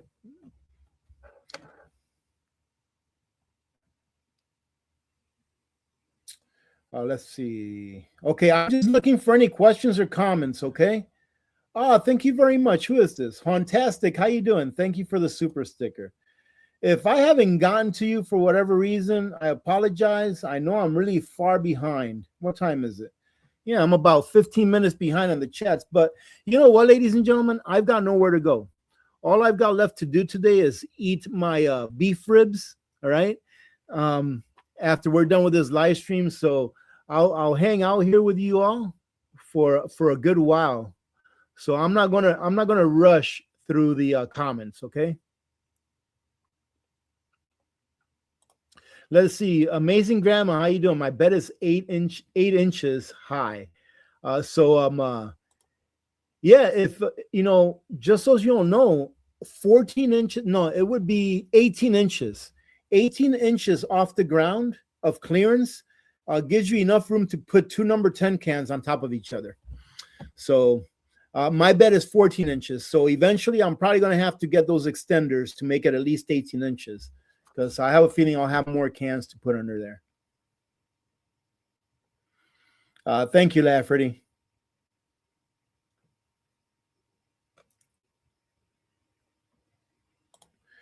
Take care of Goldie Essentials.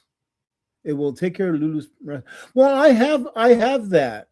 Patricia, I have the stuff. The vet gave it to me, and it works really well. And like whenever she gets little red patches here or there, it's not all the time. It's like I'm guessing that maybe once every 10 days to 2 weeks, I have to do her paws. And probably, yeah, like every 2 weeks or so, I'll have to do a little bit of a patch maybe under her underarm because maybe she was rubbing it too much. But it's not really that bad. It used to be a lot worse before we figured out what it was that was wrong with her. Is the air and water pretty clean? It really just depends on where you live. You know, like I know that the North Pole years ago, they had a really big problem with their water because there was a refinery up there. And I guess the groundwater was really contaminated. I think to this day it is. I think to this day there's parts where they have to have their water hauled in. So it just depends where you are. But if you're a prepper, you have a water filter, and more than likely you'll have another one as a backup. All right. So remember, ladies and gentlemen, all right, 1 is none, 2 is 1, but 27 is a lot better.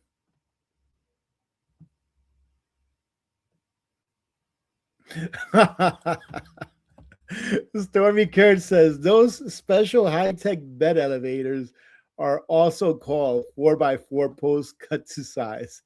I guess you have a point right there. You have a good point there. No, I'm not. I mean, we've lived through a couple of small earthquakes up here since I've been here.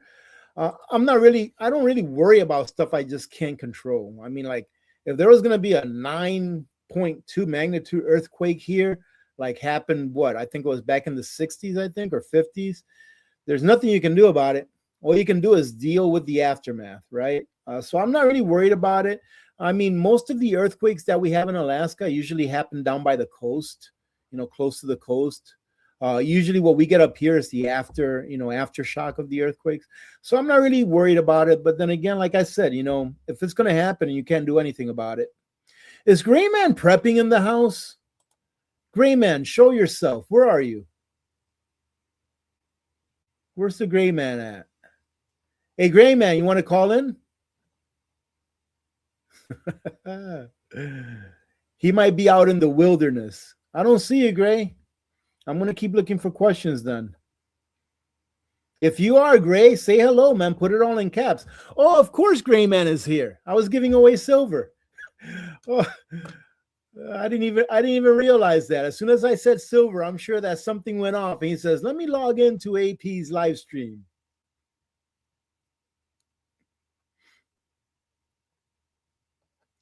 Let's see. Nancy, any thoughts on the geomagnetic storms that are supposed to hit? I mean, I'm not worried about them, but then there again, that's something that there's nothing you can do about. I mean, if you're really super worried about them, I don't think they're what, like G3s or something like that.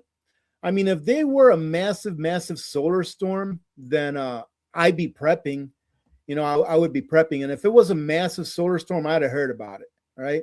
I'd be doing all of the things that I would do in order to get ready for a super duper CME, right? I'd be going to Costco and wiping them out of all of their aluminum foil. But no, not really worried about it. We've had a few pretty good ones this year. So, well, not this year, within the last year. We've had a few pretty good ones. And, this is the height of this solar maximum. So we may still have a few good ones left before the solar minimum starts. See, Vita Cook says, I only feed my family food made from scratch. That's the way to go. I would say that just about everything I eat is made from scratch. I do have my bread and tortillas. Other than that, pretty much everything else is made from scratch because it's mainly meat and eggs.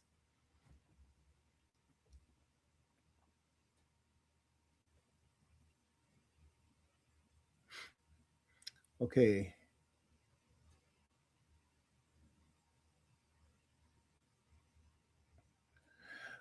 Let's see. Vib asks, let me see. I'm not going to read the whole thing. I already read it, but no, I don't take that. But I do take a supplement that has all of the micronutrients that you need, and it works great. I'll tell you, the last time that I went and had my blood work done, my doctor was like, what are you taking? And I'm like, what do you mean? And she says, your blood work came back. And I had already seen it because I have an app on my phone where I can see my blood work before the doctor even sees it. And I said, I know everything's good, isn't it? And everything in my blood work, everything, all the vitamins, minerals, my triglycerides, everything was in the green, was where it was supposed to be. It wasn't over or under, except for my A1C. But my A1C had come down considerably too. I'm pretty excited to see what my A1C is going to be when I do my blood work next month. I think it's in February because the last time I was there, it was 6.3. And I've been told that for a diabetic, anything under 7 is good.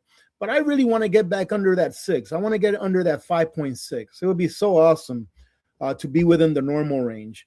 But other than that, I mean, I can't complain. My diabetes is doing really good. I actually took my took my blood glucose level here before the live stream, and it was like 74.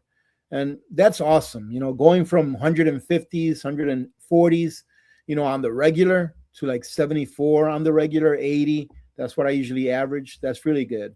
So all I can do is continue to do what I've been doing because it's obviously working. I wish that I could lose a little more weight, but it is what it is. I've always been thick-boned. Yes, ladies and gentlemen, it's my thick bones that make me this chubby, all right? They're sold out of the masks. Well, ladies and gentlemen, you should have watched the video where I debuted them in, where I showed them on. Because those things were a great price, but just keep looking for them. They'll come back up. I haven't tried. I don't do any of this sweet stuff.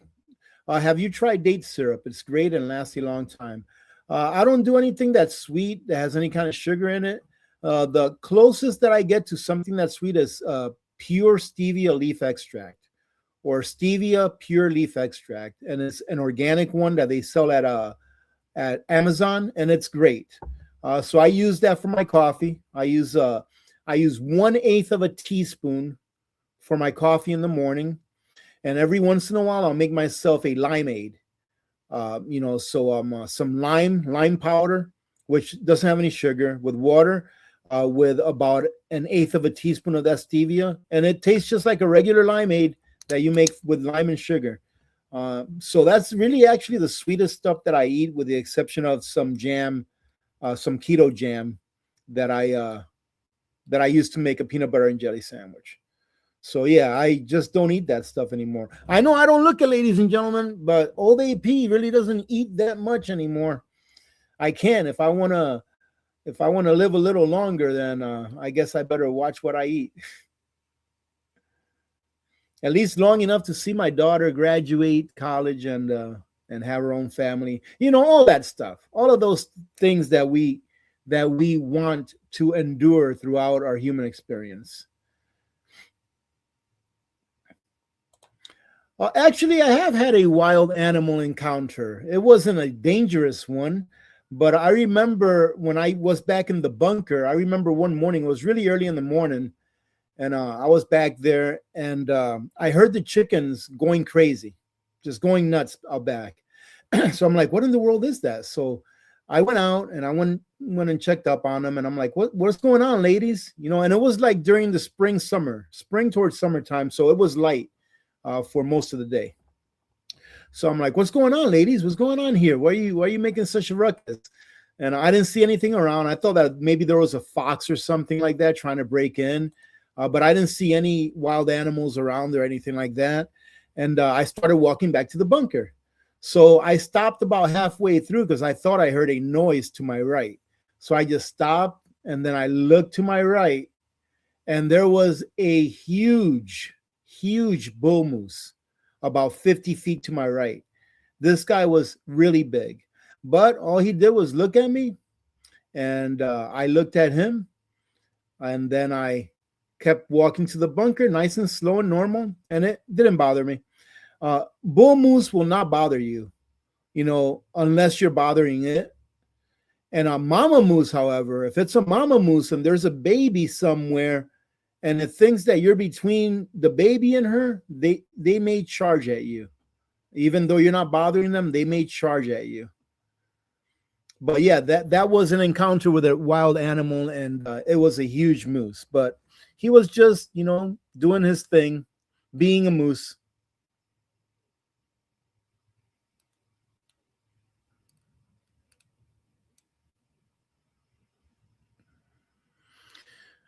All right, and we got here. Okay, Linda Bob, you have a good day. Have a good night, that is. I mean, let me see. Okay. I think that the Berkey water system is a great water system. I really do. If you have one, then keep it. I think it's a great water system. And it's really nice because it's gravity fed, right? So I have RO systems. I mean, I have a couple of gravity fed systems too, which I think is very important to have those in case you don't have access to electricity. But the RO systems that I have, even the countertop ones, they only use about 60 watts of power. And to filter 1 gallon of water through that at 60 watts of power, you're looking at, I don't know, maybe 5 minutes to filter again to filter like a full gallon of water through the RO system. So you're going to be using it for 5 minutes a day per person. So you'll be using 60 watts for 5 minutes a day per person to get enough drinkable water. So if you have, let's say you have 6 people in your house and you need to filter 6 gallons of potable water a day, that's a half hour use, which means that you'll be using roughly 30 watt hours of electricity to filter everything that you need for a day with an RO system that needs electricity.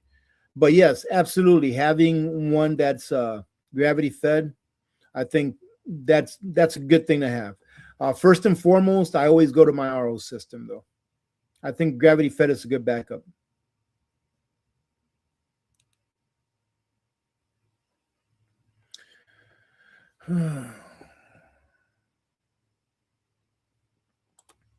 I don't even know what a hypochlorite generator is. Dimbu. Dimbu. In all honesty, I don't even know what a hypochlorite generator. Oh, I know what that is. I actually had one of those. I ordered one of those a while back. I never got to use it. Yeah, it like makes chlorine, right?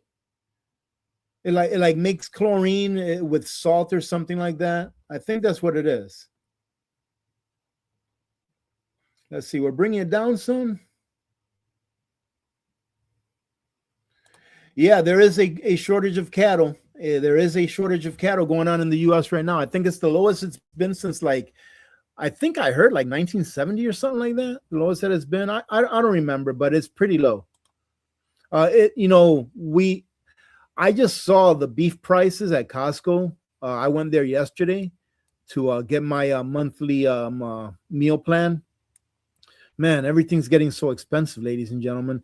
That's why I bought those beef ribs, because they are actually not a terrible price.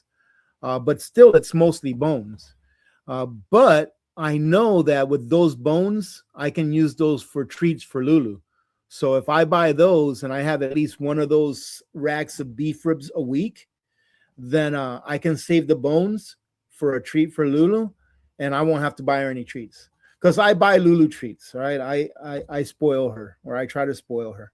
So I do get her treats whenever they're on sale. I'll try to buy a bag here or there. But getting her those bones, she enjoys those more than she does a treat. Or that is a treat.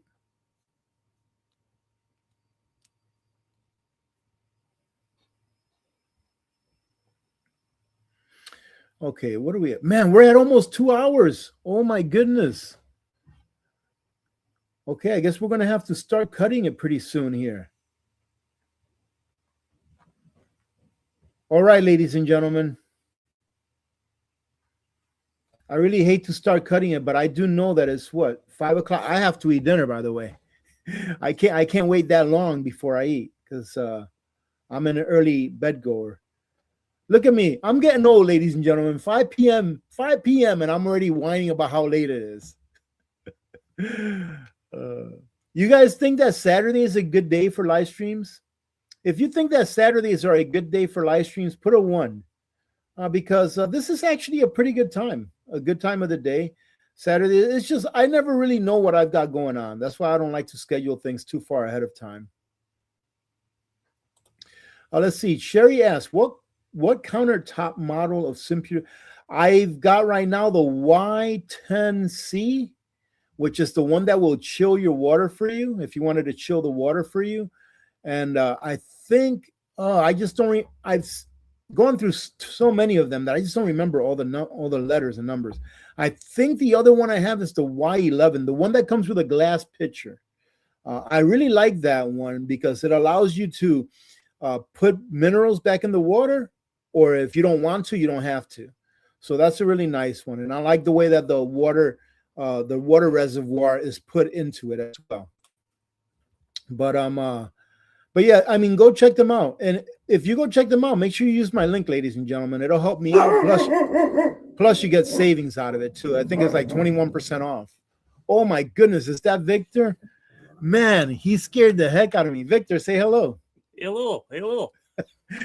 For those of you that don't know, this is Victor. He's my adopted Russian son. It's good to see. Da. Hello, dog. Son, stop doing like this with your head because you're making it glare.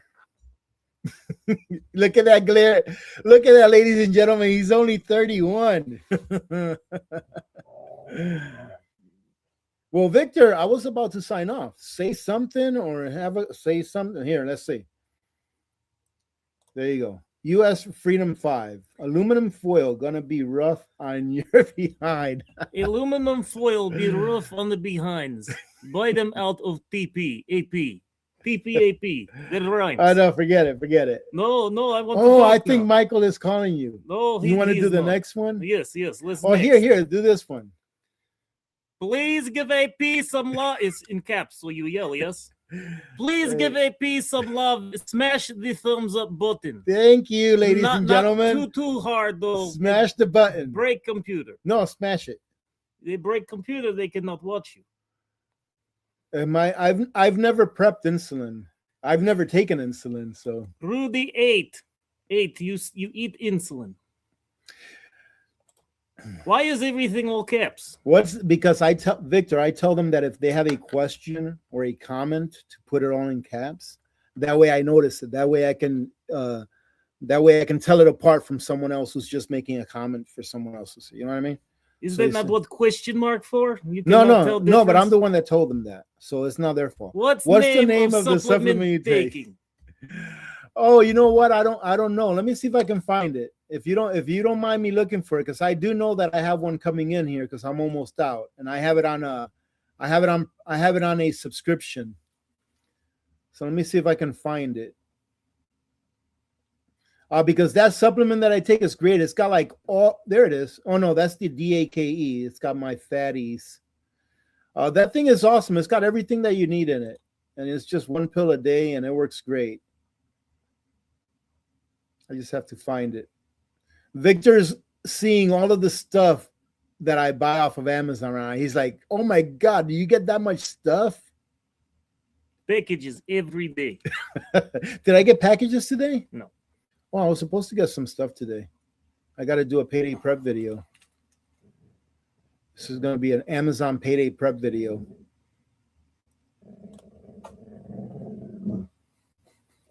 Lulu's always growling at everyone. I can't believe I can't find this. I'm batting a 0-1 today. No. And I'm running out too, so it should be coming. It should be getting delivered here pretty soon.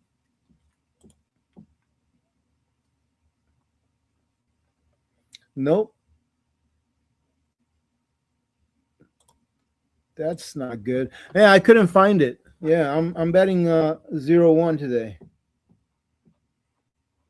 Okay. Okay, Victor, let's see how good you are. Can you see that one? What is name of water purifier? Do you know what the name is of the RO systems I use? No. I can't believe it. I can't believe it. I can't believe it. I've installed the water system in under his sink. He comes here and gets stuff from me all the time, and he doesn't even know what I use, ladies and gentlemen. Telling you. It works. That's what I know. How are you prepping for carnivore in case of SHTF? I'm also carnivore. Take a look at my prepping in an apartment video, because you'll see how much meat I got put away in cans. You usually use big guns on carnivore, like T-Rex. Yeah, like T-Rex. So, Annie, you got canned meat. I have a lot of egg powder put away.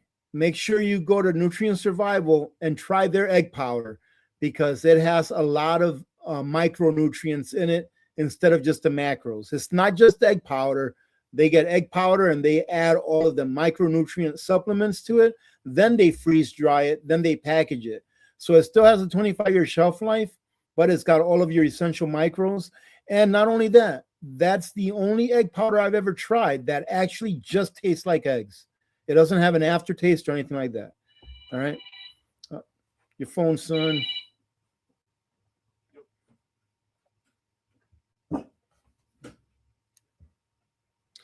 Okay, let's see where we at. Oh, okay. You guys like Saturdays? I mean, I think we can make Saturday work. We'll see. I mean, Saturday is great for a live around this same time, huh? Around 3 o'clock my time. I think that would work. We'll just have to see how things go. In another couple of weeks or so, I'll have a better.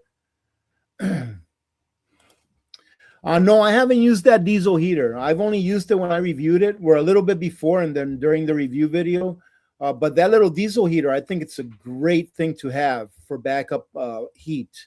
I actually really like this guy. You know, I like the Vesta a lot. Lulu, come here. Lulu, come here. Stay right here. Come here. Stop it. Hey, come here. Come here. Stay right here. Stop your whining, right? Stop it. Every time she hears someone on the stairs or walking around, she starts barking. She's a good guard dog, but the thing is, we've been here long enough that she should know that it's my son. Stop it. Okay, I'm gonna start closing it out. Go on, go bark.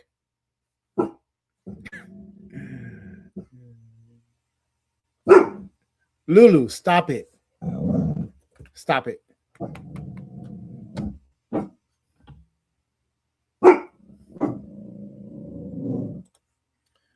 Can you explain more about the silver that's going to dump? I'm not saying it's going to dump, but I just think that it will. And this is why. Because the powers that be, look, there's about just a second. I got to go in.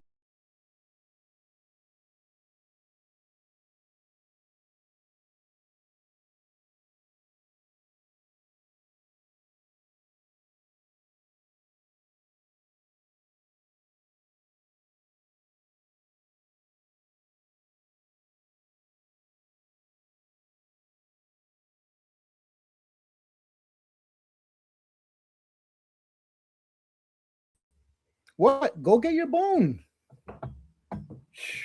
What a pain in the butt. Let me see. The powers that be, most of the silver shorts, okay? Man, I hope you're still here. Who is this? Seymour? What time was this? 5? It's 5:04. There's roughly just shy of 1 billion ounces of silver short contracts. So there's around 200,000 contracts, 500 ounces each of shorts, of silver shorts. And most of those contracts were executed around the 50 level, around the $52 level. So, and most of these contracts, they're not held by little players. They're held by big players too. So I think that a way that banks are going to use the CME to help them not lose tens of billions of dollars is by the CME continually increasing the margins, which they have been doing, to try to get the price of silver down to, a level where the banks won't lose that much money. But then after that, that's going to be a buying opportunity, right? After that, it's going to shoot right back up. It might shoot right back up in a V-shaped formation, or it may go a little bit sideways and then go back up. But once it gets back up, ladies and gentlemen, to its all-time highs of like 83.80, in my opinion, okay, this is just me thinking, it's going to just shoot right back, right up to like 95, 98 before it passes that $100 mark. And then once it passes the $100 mark, it's just going to go. It's going to go probably above 120, 130, 140, and then it's going to come back down and settle down a little bit. So that's just what I see coming. All right. So I see a little bit of a dump coming, but I could be wrong. All right. I just could be wrong because the market is so manipulated, and and these people are desperate to get out of them shorts. They have to get out of those shorts, because if they get out of those shorts now, there's going to be tens of billions of dollars that the banks will lose. So they need to bring it down one way or another. And I think that they will, because it's still a paper market. Eventually, it's going to turn all physical. Eventually, all of this paper stuff that they do, there's nothing they're going to be able to do. What are they going to do? Bring the margins up to 100% or 50%? Let them bring the margins up to 50%. Let them bring it up to 50% and see what the market does. That'll be the real test. And I think that if they bring the margins up like they have been, that we're going to go a little bit down. But then after that, there's not going to be anything they can do. They can bring the margins up as high as they want, and there ain't nothing they're going to be able to do, because it's going to be a physical market, just like it is now. No, I heard some people talking about how Venezuela produces, I don't know, like 1,600, or they used to be able to produce like 1,600 tons of silver a year or something like that. That ain't nothing. 1,600 tons of silver is nothing. I mean, I forget how many millions of ounces it is. It's like, I don't know, like 45, 50 million ounces of silver a year. That's it. I mean, right now, for the last 5 or 6 years, we've been running like 100 to 200 million ounce deficits every year.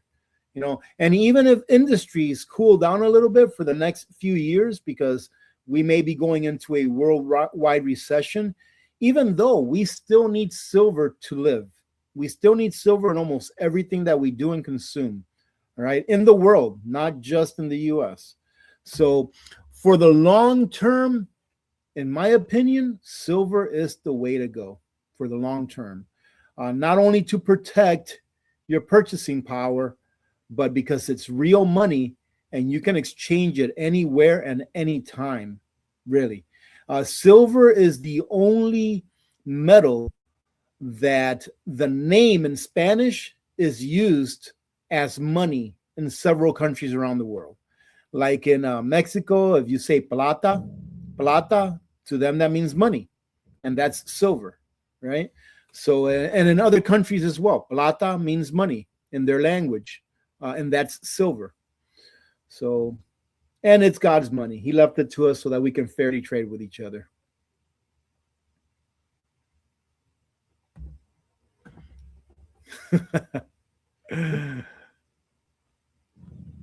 All right. Okay, ladies and gentlemen. Well, congratulations to the winners if you're still here of the silver that we gave away. And remember to send me an email.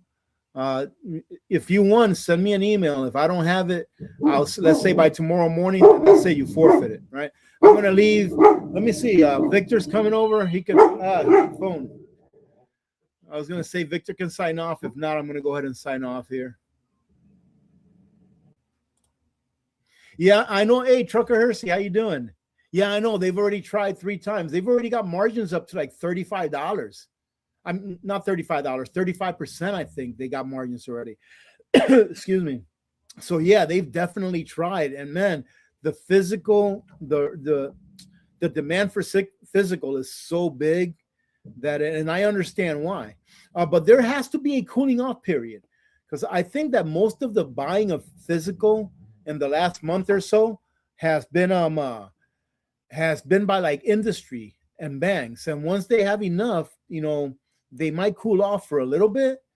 And so we'll go sideways for a little bit, which would be great. Going sideways for a month or two after having a year where we went up 150% or whatever on silver, going sideways for a month or two is not a bad thing. It's actually really, really good. So, but yeah, you're right. They have tried 3 times, and it's right now it's at like 72 and change or something like that. It closed Friday with. So, I mean, it's looking really good, but in all reality, the reason I get silver is because I know it's going to insulate me from losing the value or my purchasing power of the money that I earn from taxation and inflation, and also because it is going to add value as time goes on. It will add value. Silver is not only going to preserve your value; it's going to add value also, because it's been manipulated for so long. I'll cover this and then I'll leave, and then I'll be done. You guys can look this up. Ask AI or whatever you want, but you can look this up on your own, right? You all know what the ETFs are, right? The futures contracts, right? So in 1974, the year before they allowed Americans to buy gold again, so it could be legal for Americans to buy gold again. In 1974, they invented the ETF, the futures contract. And the main reason they invented the futures contract was so that they could manipulate the price of gold and silver, so that it could be so volatile that the average retail investor would not want to have it. All right. That's why they invented this, ladies and gentlemen. It was a system so that they can manipulate the price of gold and silver. That's why they invented the ETF. All right. You guys can look it up. Go to AI or something, or type in, why did the government invent the ETF or the futures contracts for gold and silver back in 1974? And it's probably going to tell it to you a lot better than what I just tried to explain it to you. But pretty much it's because they wanted to be able to have a mechanism by which they can control the price of gold and silver, not so that they can control it for our good, but so that they can control it so that they can keep us from wanting to have it. All right. So let's see. Yes, AP, correct. The ETC and futures market was created to keep, and so that it can keep you unmotivated, so that it can, this is why, ladies and gentlemen, let me tell you why. If they didn't have the futures market for gold and silver, the dollar would not be here, because people would not want to hold the dollar, because the dollar would devalue so much if there was a free market in gold and silver, because people already know that the dollar is just a piece of paper. So without a way to control the price of these two metals, then the government would not have any power into at least making it look like the dollar still has value, because the dollar has no value. All right. All right. So that's going to be it. All right. Victor's starting to get on my nerves, ladies and gentlemen. I know why he's down here. He could smell my beef ribs. Hey, Victor, weren't those beef ribs good? Tell him. Very good. Very good. Yeah, they were good. I have some leftovers from yesterday, but there's not enough for you. So, all right. Hey, ladies and gentlemen, thank you very much for joining in today. Right. God bless every one of you. I love every one of you. Thank you very much for being here. Victor, you want to say bye? Happy New Year. Happy to New all Year. The peoples. Yeah. Happy New Year to Try every and one of make you. it at least 2 weeks before you fail resolutions. Are you going to buy a treadmill, Victor? No. All right. Oh, there's one more question. Uh-oh, not this one. Am I still going to have collaborations between other preppers on my live streams? I may and I may not. It's fluid. All right. I don't want to stick to, I don't really want to stick to a schedule. So I do have a couple of other creators, other YouTubers that want to have me come on and stuff. And I may do that, now and then, but it's not something that I'll do on the regular. And Gray Man is way too busy. Trust me. He's really busy. It is spelled with K. But he's really busy doing good stuff. Oh yeah, Victor is spelled with K. It's Victor. Victor with a K, not a C. All right, God bless every one of you. All right, have a great weekend. All right, and I'm not sure if I'll put out a video tomorrow or not, but if I do, make sure you watch it all the way through. Give it a like, and ladies and gentlemen, do you know that if you let an ad run through to at least 30 seconds, it credits my channel? Yes, it does, and it really helps a lot. How do you like that, Victor? I've been really trying to work on my lines.